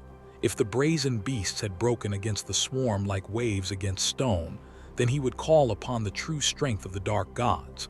He would summon forces that could not be adapted to, could not be countered, could not be consumed.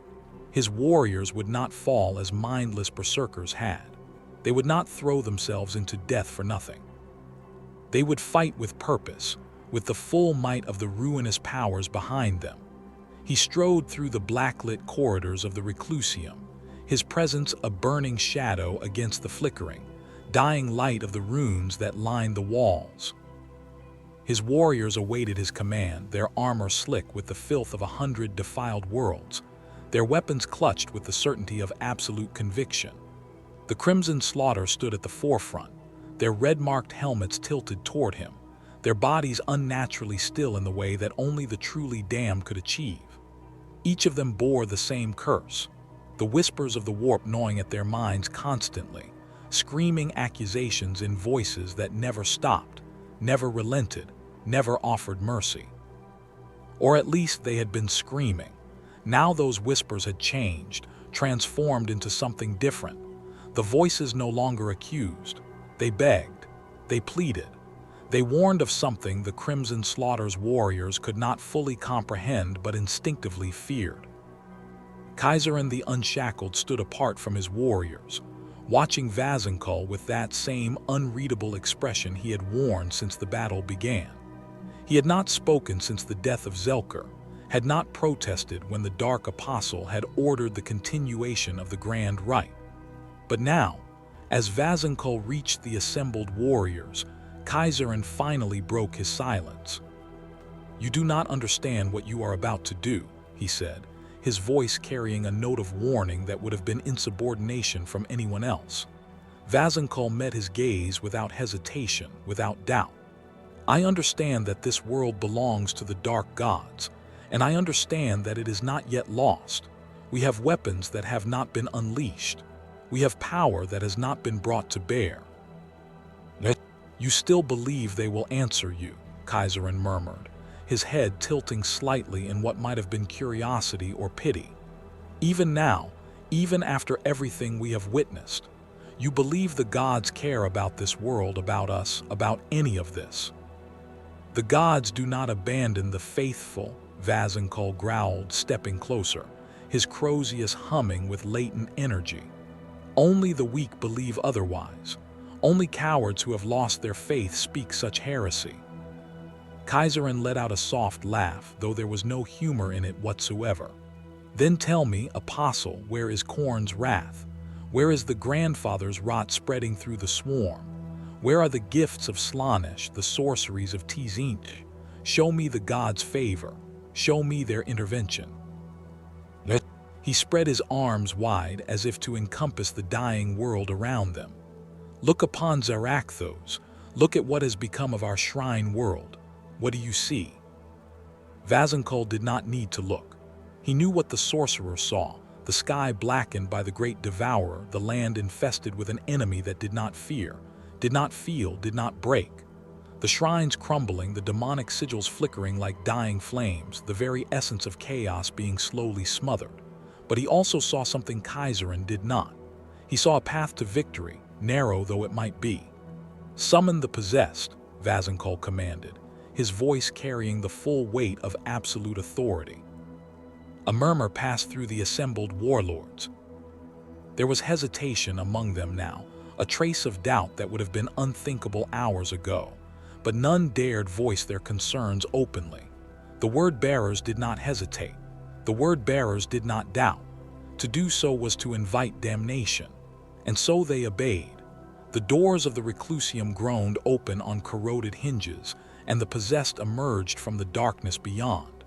They were monstrosities, abominations that defied easy description.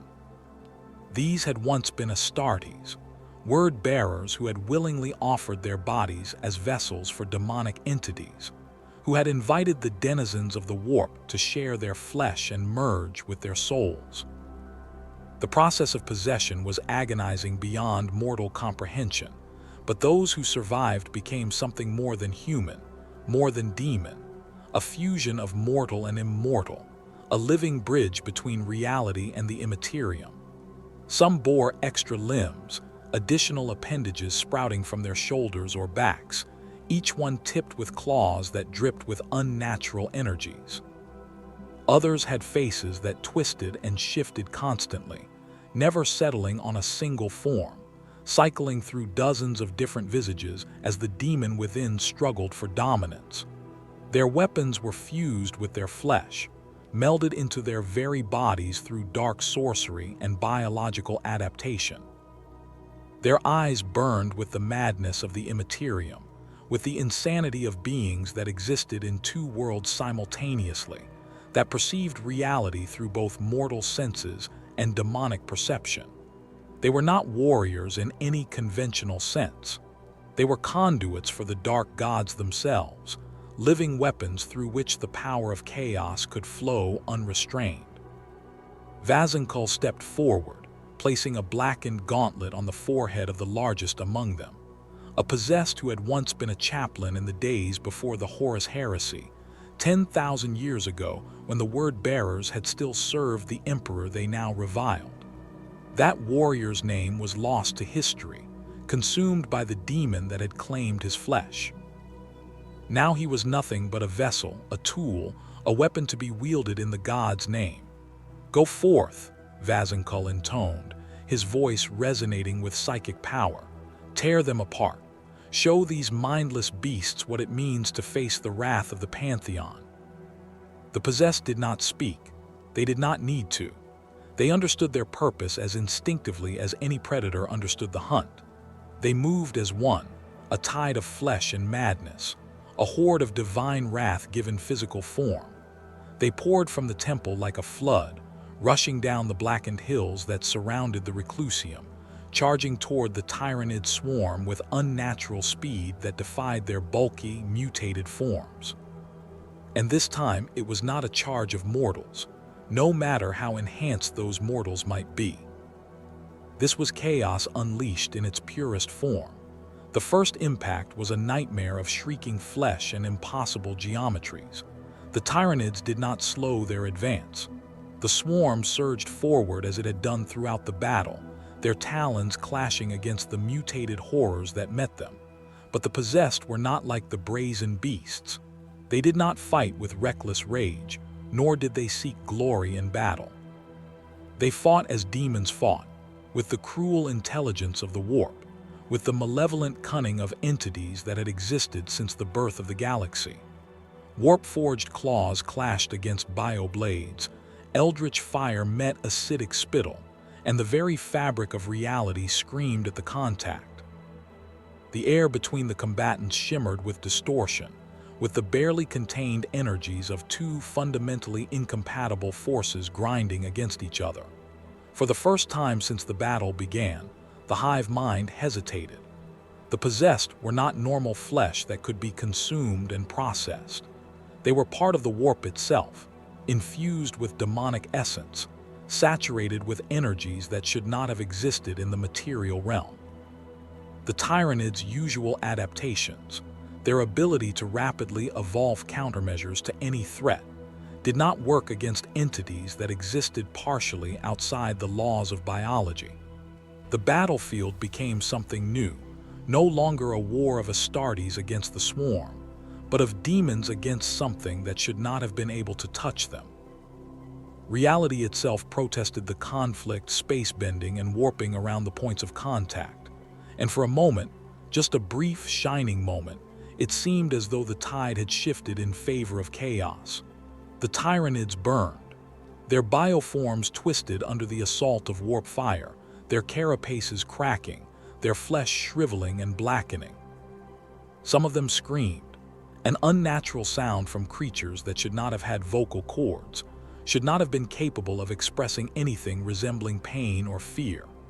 The possessed tore through the swarm like avatars of destruction, their demon-enhanced strength allowing them to rend apart creatures that had resisted the brazen beast's assault. Warpfire rolled across the battlefield in waves, consuming organic matter and reducing it to ash.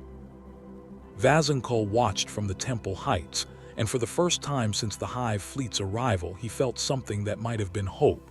But then something changed. The Hive mind did not retreat as any sane commander would have. It did not adapt in the conventional sense, evolving biological countermeasures to the threat. Instead, it did something that should not have been possible. It ate faster.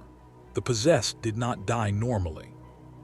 Their bodies were torn apart, yes, but their essence, the demonic component that made them more than mere flesh, should have returned to the warp upon their destruction. That was the nature of demons.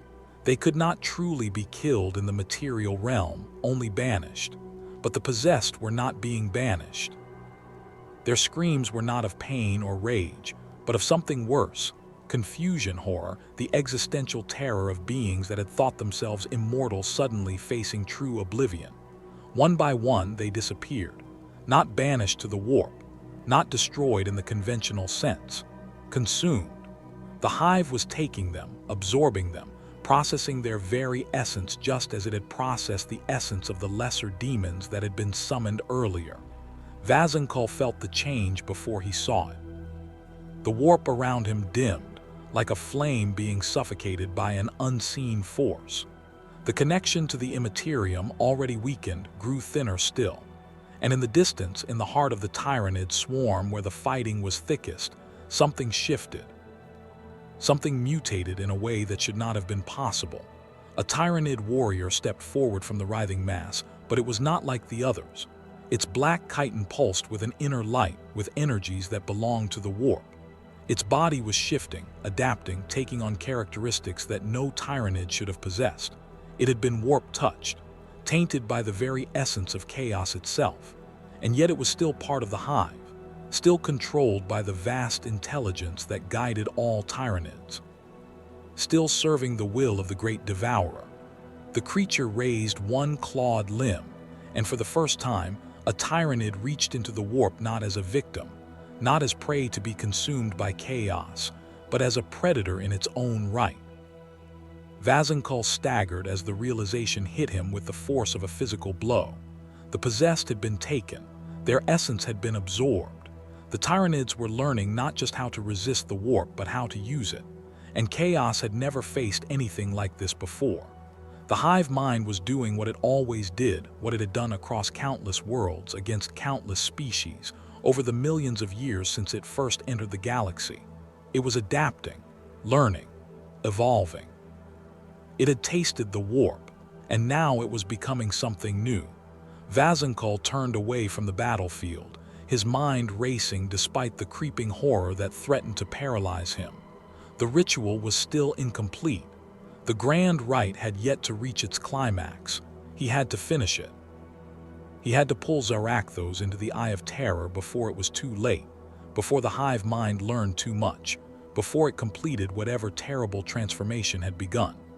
Because if the Hive was allowed to keep feeding, if it was allowed to continue learning from chaos itself, then this was not just a war for a single planet. This was the beginning of something far worse. Something that could threaten not just the Imperium, not just the traitor legions, but the very foundations of chaos itself. He turned to his warlords, his voice sharp as a blade cutting through the stunned silence. "The ritual continues," he commanded. "No matter the cost, no matter the sacrifice. We will complete the grand rite and drag this world into the embrace of the dark gods, where the Hive cannot follow." The warlords hesitated. They had seen what he had seen. They knew what this meant, what it implied about the future of their long war. But they obeyed, because they were word-bearers and obedience to the word was absolute, and because, in the depths of their corrupt hearts, they knew there was no other choice left to them. The reclusium burned with unholy light as the final ritual began. The great obsidian pillars that had stood unshaken by war and time now shuddered under the weight of something greater than both. The air grew thick with the scent of blood, of charred flesh, of something far worse, the stench of reality itself being torn asunder. Vazenkhul moved through the carnage of the preparation chambers, his heavy footfalls echoing in spaces that had once rung with hymns to the dark gods. The warp was still bleeding into real space where the previous ritual had torn a hole, but the flow was weak, uncertain, like water trickling through a crack rather than flooding through a broken dam. It should not have been like this. Not here. Not on ZARAKTHOS, a world that had been consecrated to chaos for over a century, where the barriers between reality and the Immaterium had been worn gossamer thin through countless acts of devotion and desecration. Yet the warp was slipping away, receding like a tide pulling back from a poisoned shore. The ritual altar still dripped with fresh blood. Sacrifices had continued even as the battle raged outside. The runes carved into the floor still glowed with captured energies, though their light had become fitful, uncertain.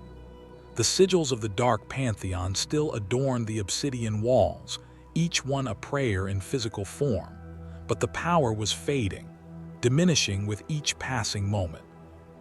Vazenkhul could feel it like a physical weight pressing down on his shoulders, crushing him beneath the burden of a truth he refused to acknowledge. And so could the others. The warlords of the Dark Council stood with him, their armor slick with gore from the ongoing battle, their weapons clutched in hands that no longer trembled from rage but from something colder, something far more terrible: doubt. Not fear. Fear was an enemy they understood, a weakness they could overcome through faith and fury. But this creeping uncertainty, this slow erosion of everything they had believed to be absolute truth, this was something none of them had prepared for. Kaiser and the Unshackled stood apart as always, watching the preparations with a gaze that was neither defiant nor panicked. It was the gaze of a man who had already accepted his fate, who had made peace with the inevitable. "You feel it now, don't you?" His voice cut through the chamber like a knife. "The gods are not answering because they cannot, not because they are testing us, not because we have failed to prove ourselves worthy. They cannot reach us here anymore. Something has come between us and them. Something that drinks from the warp itself." Vazenkhul ignored him, forcing his mind into the complex patterns of the ritual, dragging each cursed syllable from the depths of his soul, where they had been carved into his very being during his initiation into the mysteries of Lorgar. His voice thundered through the chamber, each word a weapon of faith, hammering against the encroaching silence that threatened to swallow everything. But as he spoke, as he poured every ounce of his will into the invocation, the symbols of chaos that had been burned into the stone began to flicker. The runes dimmed, their power leaching away not in the clean severance of banishment, but in the slow, steady drain of something feeding upon them. The Hive mind was still there, just beyond the temple walls. Still growing, still evolving, and it was learning how to consume more than just flesh. The chamber trembled, a deep vibration that ran through the walls, through the very bones of ZARAKTHOS itself. Vazenkhul turned, his burning gaze sweeping across the assembled warlords. "My lord," one of them rasped, his helmet still sealed, his gauntlet stained with the blackened ichor of the Tyranids. "The gods, they are." He hesitated, as if afraid to give voice to the thought, as if speaking it aloud would make it irrevocably true. "Speak," Vazenkhul commanded, though part of him already knew what the warrior would say. The warlord's voice was barely a whisper, and in that whisper was the death of faith itself. "The gods are silent, my lord." Vazenkhul moved before conscious thought, his crozius cracking against the warlord's helmet with sickening force. Ceramite split, bones shattered. The warrior crumpled to the floor, his body twitching once before going still, the light fading from his visor like a candle being extinguished. Silence fell upon the chamber like a shroud. No one moved. No one spoke. No one dared even to breathe loudly, lest they draw the dark apostle's wrath upon themselves. Kaiserin let out a soft, dry laugh. Vazenkhul turned on him, his voice pure venom. "You think this is amusing, sorcerer?" "Yes," Kaiserin said simply, his voice carrying a terrible honesty. "I find it darkly humorous that even now, even with everything collapsing around us, you punish those who speak truth. You kill the messenger because you cannot bear the message." He stepped closer, his movements slow and deliberate, like a man walking through a graveyard. "You call upon the gods, but you still do not understand what is happening, do you? You think the Hive is merely consuming chaos, that it is feeding upon demons and warp energy and our sorcery like any other predator consuming prey." He paused, his voice lowering to something almost reverent. "But it's not just feeding, Apostle. It's not just taking what we offer and growing stronger. It's doing something far more profound, far more terrible." Vazenko clenched his jaw, but he did not strike again. Something in Kaiseren's tone, some quality of absolute certainty, stayed his hand. "It's becoming," Kaiseren whispered. "The Hive mind has touched the warp, and now it is learning. It is adapting. It is evolving into something that has never existed before, something that is neither purely biological nor purely psychic, but both. A fusion of matter and energy, of body and soul, of the material and the immaterial." The word struck something deep within Vazenko, touching on a fear he had not dared to acknowledge even to himself. "That's impossible," he said, but his voice lacked conviction. "The warp cannot be controlled. Chaos cannot be tamed. The dark gods are eternal, immutable. They cannot be threatened by mere Xenos, no matter how adaptive." Kaiseren's smile was terrible to behold. "Can they not? Tell me, Apostle, what are the gods but vast psychic entities? What is chaos but the collective unconscious of the galaxy given form? The gods are powerful, yes, eternal perhaps, but they are not invulnerable. They are not beyond the reach of something that has learned how to consume psychic energy itself." He turned to look at the ritual circle, at the flickering runes, at the dying light of faith made manifest.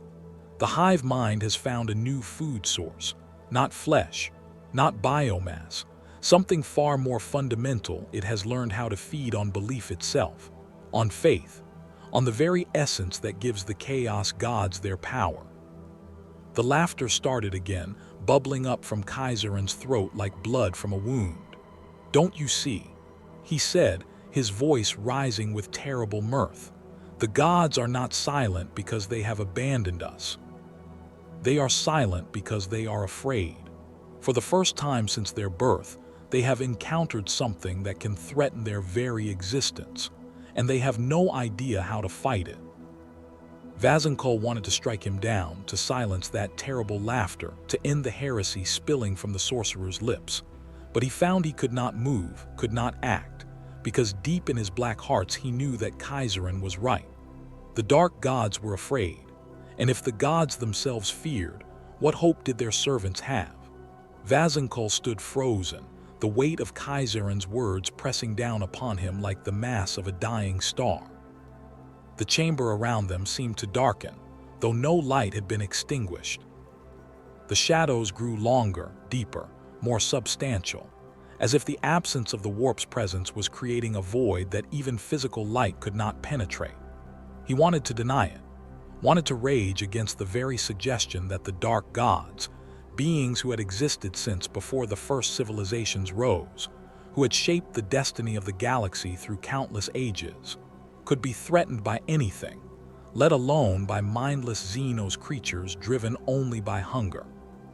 But denial required ignorance, and Vazenko was not ignorant.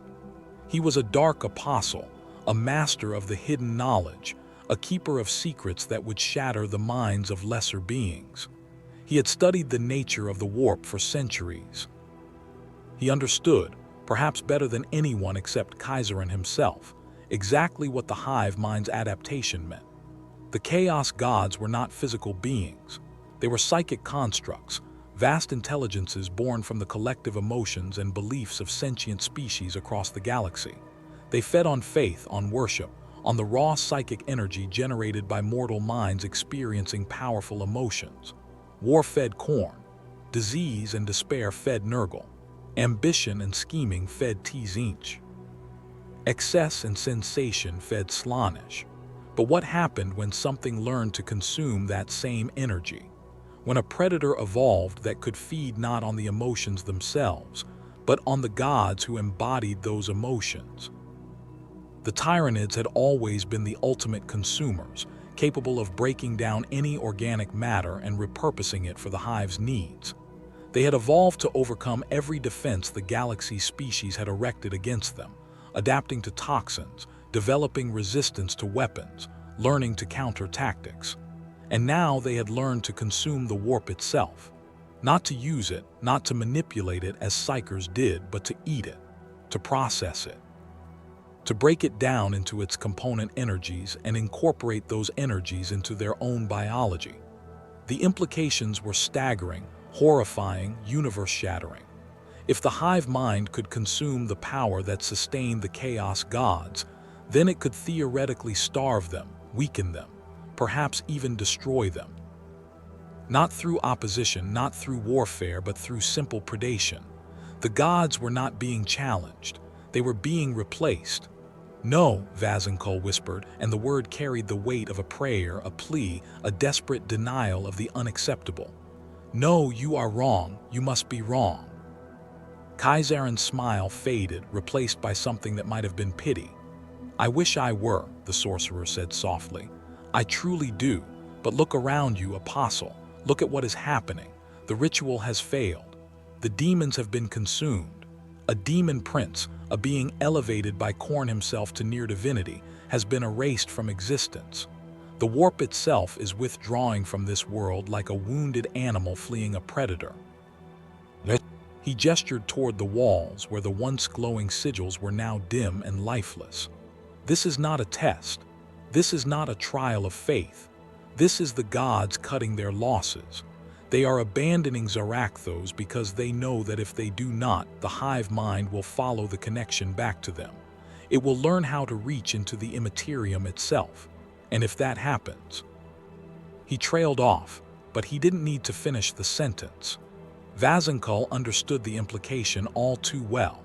If the Tyranids learned to reach into the warp directly, if they developed the ability to hunt demons in their own realm, if they could follow the psychic connections that linked the material universe to the Immaterium, the long war would be over. Not because chaos had been defeated by the Imperium, not because the traitor legions had been destroyed, but because chaos itself would cease to exist. The Hive mind would consume it, process it, and move on to the next meal. "There must be a way," Vazenkull said, his voice hardening with desperate determination. "There must be something we can do. We cannot simply surrender. We cannot allow the Hive to take what we have built here." "What we have built?" Kaizarin laughed bitterly. "Apostle, we built nothing. We desecrated. We corrupted. We turned a living world into a charnel house in the name of beings who have now abandoned us to our fate. And you want to know the truly terrifying part?" He leaned closer, his voice dropping to a whisper that somehow carried more weight than any shout. "They're right to abandon us, because the alternative, staying and fighting, would give the Hive mind exactly what it needs. Every demon sent here to fight is another meal. Every manifestation of warp energy is another lesson in how to consume the Immaterium. The more the gods try to save us, the stronger the Hive becomes." Vazenkull felt something crack inside him. Not his resolve, not his faith, but something deeper. Something fundamental to his understanding of the universe and his place within it. For 10,000 years, since the day Lorgar had first shown him the truth of the gods' existence, Vazenkull had known with absolute certainty that chaos was eternal, that the dark gods were the ultimate powers in the universe, that faith and devotion would always be rewarded. Now that certainty was crumbling like ancient stone exposed to the elements for the first time in millennia. The chamber shook again, more violently this time. Dust and small debris fell from the ceiling. Cracks appeared in the obsidian walls, not from any physical impact, but as if the very structure of the temple was losing cohesion now that the warp energies that had sustained it were being withdrawn. A voice spoke through the chamber's Vox system, distorted and panicked. "My lord. The swarm is at the outer walls, there." The transmission cut off with a scream that ended too abruptly. Vazenkoll turned to the assembled warlords, seeing his own growing horror reflected in their postures, their gestures, the subtle tells that even ancient warriors could not completely suppress. "The ritual continues," he declared, though his voice lacked its earlier certainty. "We will complete the grand rite. We will." "The ritual is already complete," Kaiserin interrupted, his voice cutting through Vazenkoll's words like a blade through flesh. Everyone turned to stare at the sorcerer. "What?" Vazenkoll demanded. Kaiserin gestured toward the summoning circle, toward the flickering runes and fading sigils. "Look closely, Apostle. The ritual worked. The gateway opened. The connection to the Eye of Terror was established." For a brief moment, this world was poised on the threshold of ascension, ready to slip from real space into the Immaterium and become the demon world you envisioned. His smile was terrible knowing, but the Hive mind noticed. It felt the surge of warp energy. And it consumed it. Not the demons that tried to come through, though it ate those too, but the connection itself. It devoured the very gateway you opened, feeding on the energies that would have transformed this world. He paused, letting the words sink in. "The ritual succeeded perfectly, and that's why we failed. Because success meant drawing the Hive mind's attention to the largest concentration of warp energy on this planet. We showed it where the food was, and now it's coming to feast." The words fell upon the assembly like a death sentence. Vazenkoll staggered backward, his mind reeling. He had done everything right. He had followed the sacred texts to the letter. He had made the proper sacrifices, spoken the correct invocations, channeled his faith through the ancient rituals exactly as Lorgar himself had taught. And it had all been for nothing. Worse than nothing, he had actively helped the enemy by concentrating so much psychic energy in one place. "Then we are lost," one of the warlords said, his voice hollow with the acceptance of doom. "Yes," Kaiserin agreed simply. "We are." The chamber fell silent except for the distant sounds of battle, closer now than before, the chittering screech of the Tyranids clearly audible even through the temple's thick walls. Vazenkoll stood motionless for a long moment, his minds, all three of them, working in parallel as all Space Marines' minds did, processing the totality of the disaster that had befallen them. Then slowly he turned toward the exits. "Where are you going?" Kaiserin asked, genuine curiosity in his voice. "To fight," Vazenkoll said quietly. "If we cannot win, if the gods themselves have abandoned us, if the ritual has failed and there is no salvation to be found, then I will die as a warrior, not cowering in a temple but with my blade in hand and the enemy's blood on my armor." He looked back at the assembled warlords. "Any who wish to join me, follow. Any who wish to flee, run. I no longer have the authority to command you, for I have failed in my duty to bring you victory. Your oaths to me are void. Your service is ended. You are free to seek whatever fate you choose." Several of the warlords stood straighter at those words, their warrior pride kindled by the Dark Apostle's acceptance of responsibility for the defeat. Others looked toward the exits, clearly contemplating flight. Kaiserin watched it all with that same knowing smile. "I will come with you, Apostle," he said, surprising everyone.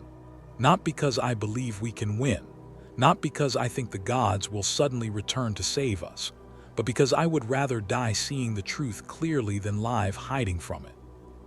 He hefted his force staff, psychic energy crackling weakly along its length, so much weaker than it should have been, the warp connection damaged almost beyond use. "Besides," he added with dark humor, "I'm curious to see what the Hive has become, what it's learning, what it's evolving into. If we're going to die anyway, we might as well witness the birth of something new, something that will reshape the galaxy in ways we can't even imagine." Vazenkoll nodded slowly, a grim respect forming for the sorcerer he had been ready to execute not long ago. "Then let us go," he said. "Let us face our doom with our eyes open and our faith, whatever remains of it, intact." He turned and strode toward the exit, his Crozius still crackling with what little warp energy remained available to it. Behind him, roughly half of the assembled warlords followed. The others scattered, some fleeing toward the evacuation points where shuttles might still be able to escape orbit, others simply disappearing into the labyrinthine depths of the temple complex to find whatever shelter they could. The Dark Council of ZARAKTHOS had broken. The Word-Bearer's unity had shattered. The grand vision of a world ascending to demonhood had crumbled to dust. And through it all, the Tyranids came on, patient and inexorable as death itself. Because the hive mind did not care about faith or doubt, victory or defeat, gods or mortals. It only cared about consumption, about adaptation, about evolution. And it was still learning, still growing, still hungry. The outer walls of the Reclusium fell with shocking speed.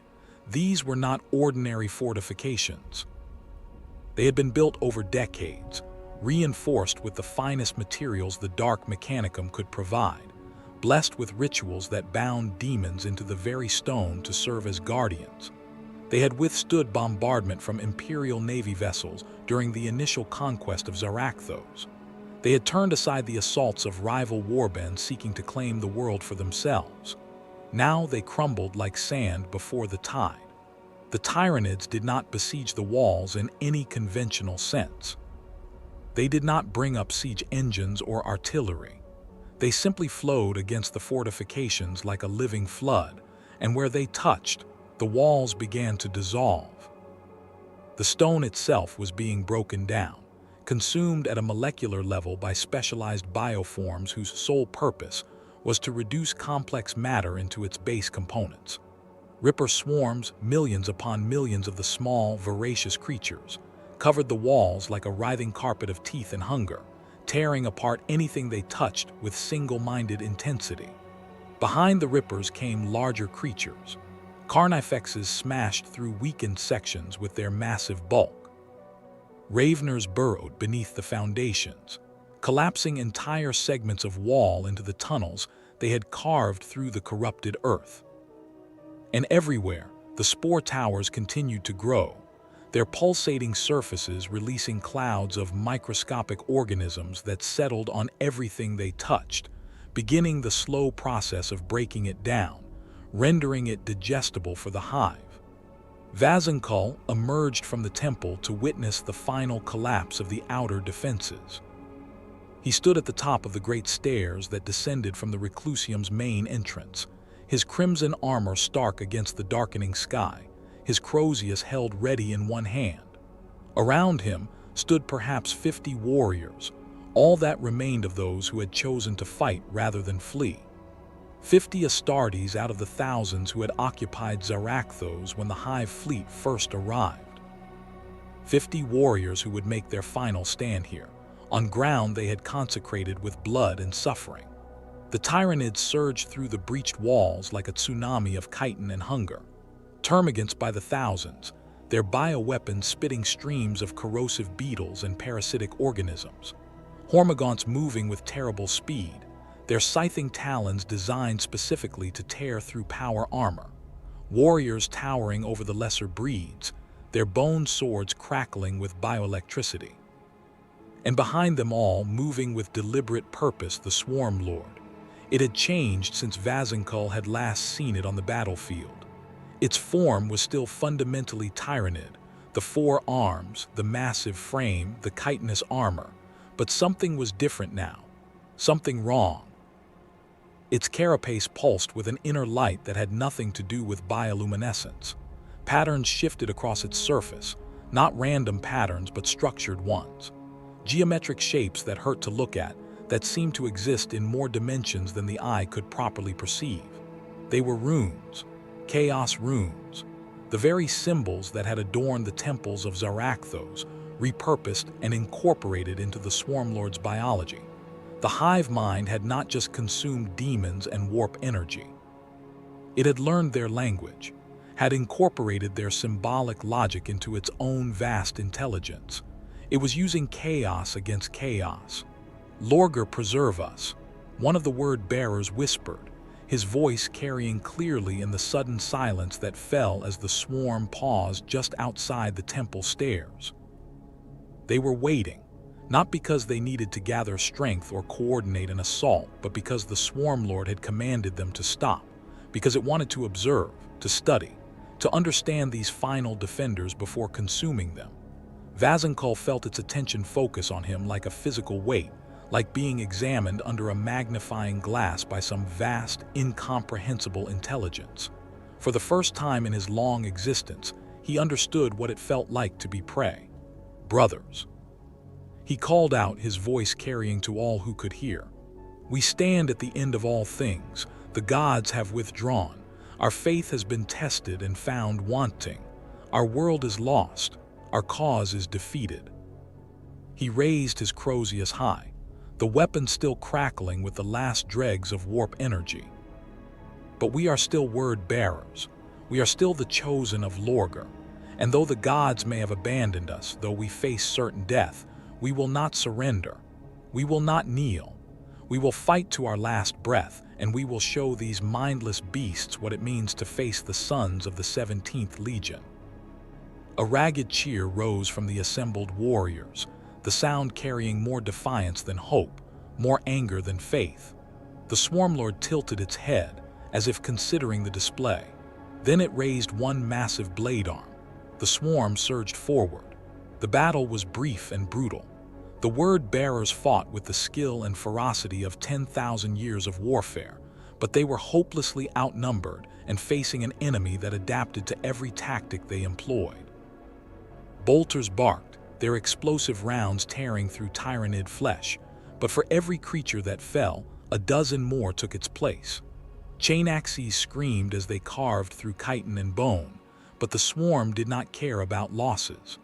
Power fists crushed skulls and pulverized organs, but the Hive simply absorbed the fallen and converted their biomass into new warriors. One by one, the word-bearers fell. A veteran warrior who had fought since the siege of Terra was dragged down by a mass of Hormagaunts, his ancient armor torn apart, his body pulled into the writhing mass and dissolved in seconds. A chaos sorcerer who had commanded the warp for centuries found his powers useless, the warp connection so diminished that his most potent spells fizzled into nothing, and he died with a warrior's bone sword through his chest. Kaiser and the Unshackled fought with desperate intensity, his forestaff crackling with what little psychic energy he could still channel. He carved through dozens of lesser bioforms, his enhanced reflexes and precognitive abilities allowing him to predict and counter their attacks. But even he could not hold forever. A Carnifex smashed through his defensive line, its massive bulk crushing two word-bearers and scattering the others. Kaiserin turned to face it, gathering his power for one final psychic blast that might bring down the beast. The Swarmlord reached him first. Its blade arm took him through the midsection, the bone sword punching through his power armor like it was parchment. Kaiserin's eyes widened in shock, not at the wound, fatal though it was, but at what he felt in that moment of contact.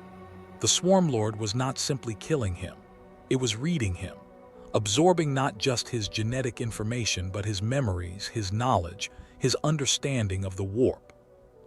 Everything he had learned in centuries of sorcerous study was being copied, processed, incorporated into the vast library of information the Hive mind maintained.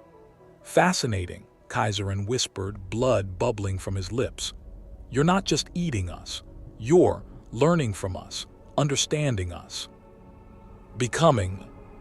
His words cut off as the Swarmlord withdrew its blade and moved on to the next target, leaving Kaiserin to collapse onto the blood-slicked stone. Vazenkull saw the sorcerer fall and roared in fury, charging forward to meet the Swarmlord directly. His Crozius blazed with the last reserves of faith-powered energy as he swung it at the massive creature. The weapon connected with the Swarmlord's blade arm, and for a moment, power armor and ancient faith stood against evolved biology and alien intelligence. Then the Swarmlord's other arm struck, moving faster than something that size should have been able to move. One blade carved across Vazankol's chest, cutting deep furrows through his ceramite armor. Another struck his leg, severing the knee joint and sending him crashing to the ground. The third blade hovered above him, poised to deliver the killing blow. Vazankol looked up at the creature, and for the first time he truly saw it. It was not mindless. It was not a beast driven by instinct. The Swarm Lord was intelligent, perhaps more intelligent than he was in its own alien way.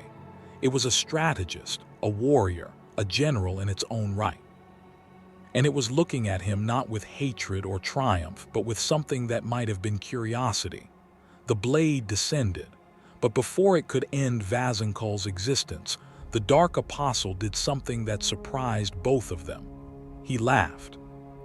Not the mad cackle of someone whose mind had broken under the strain, but genuine, bitter amusement at the cosmic irony of it all. "Do you understand?"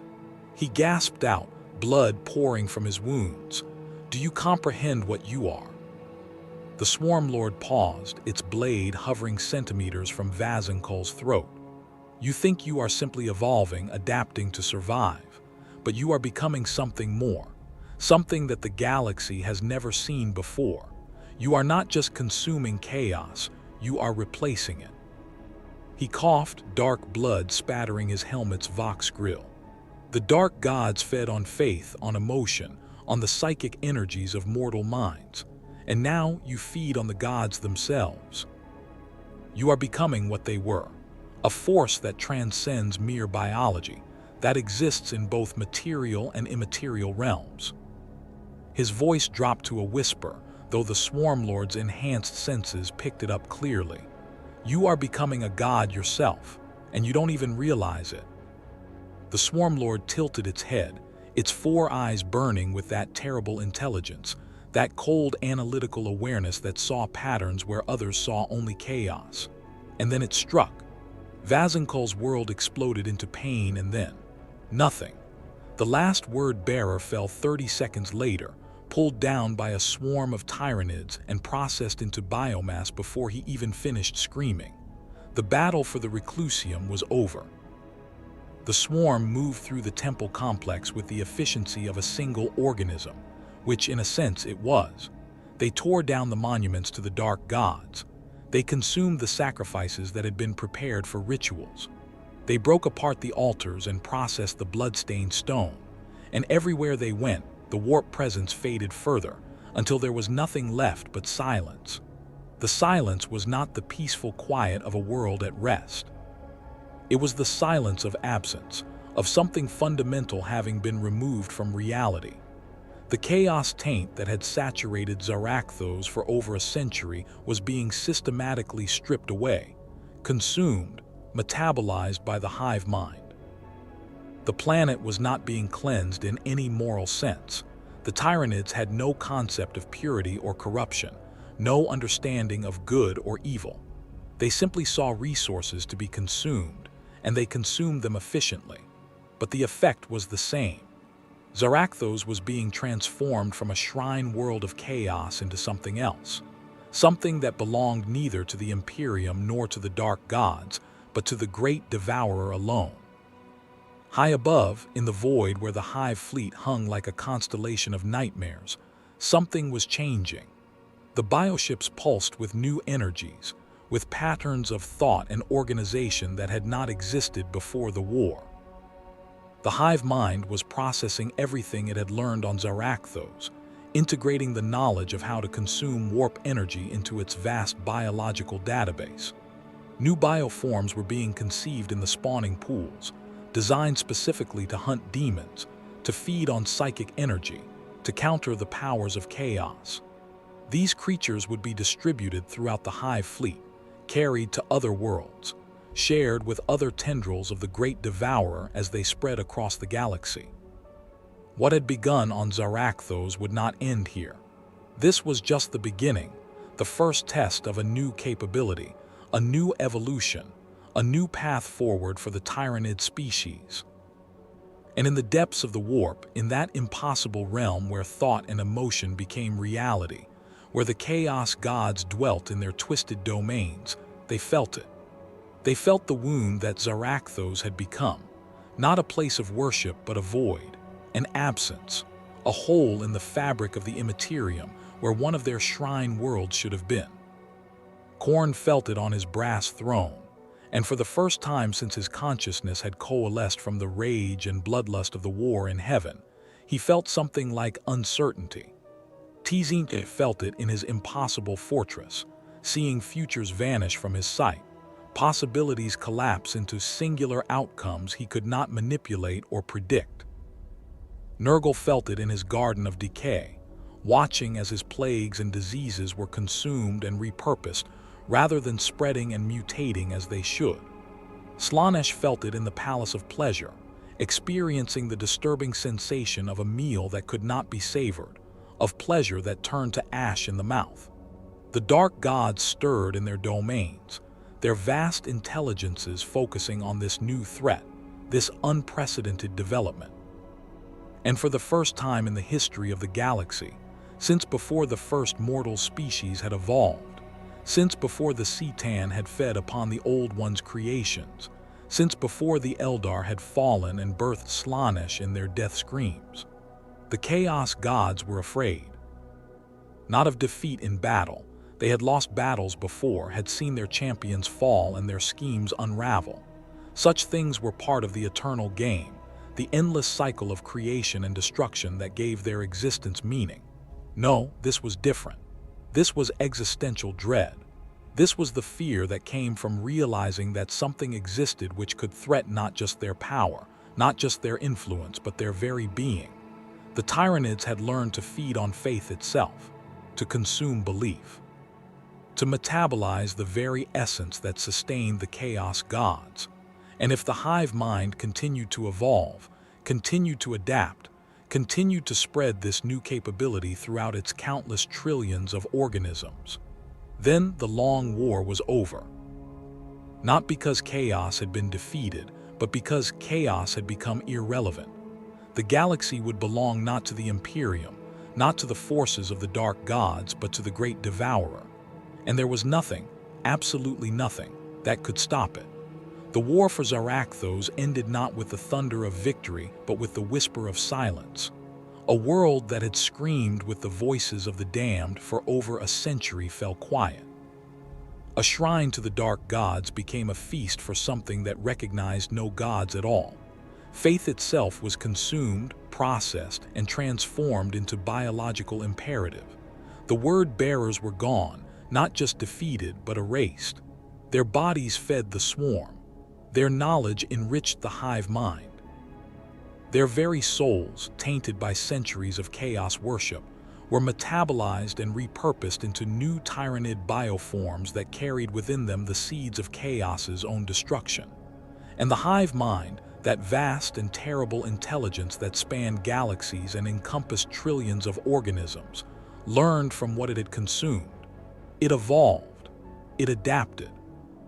It became something new, something that existed in the space between matter and energy, between the real and the unreal, between the material universe and the immaterium.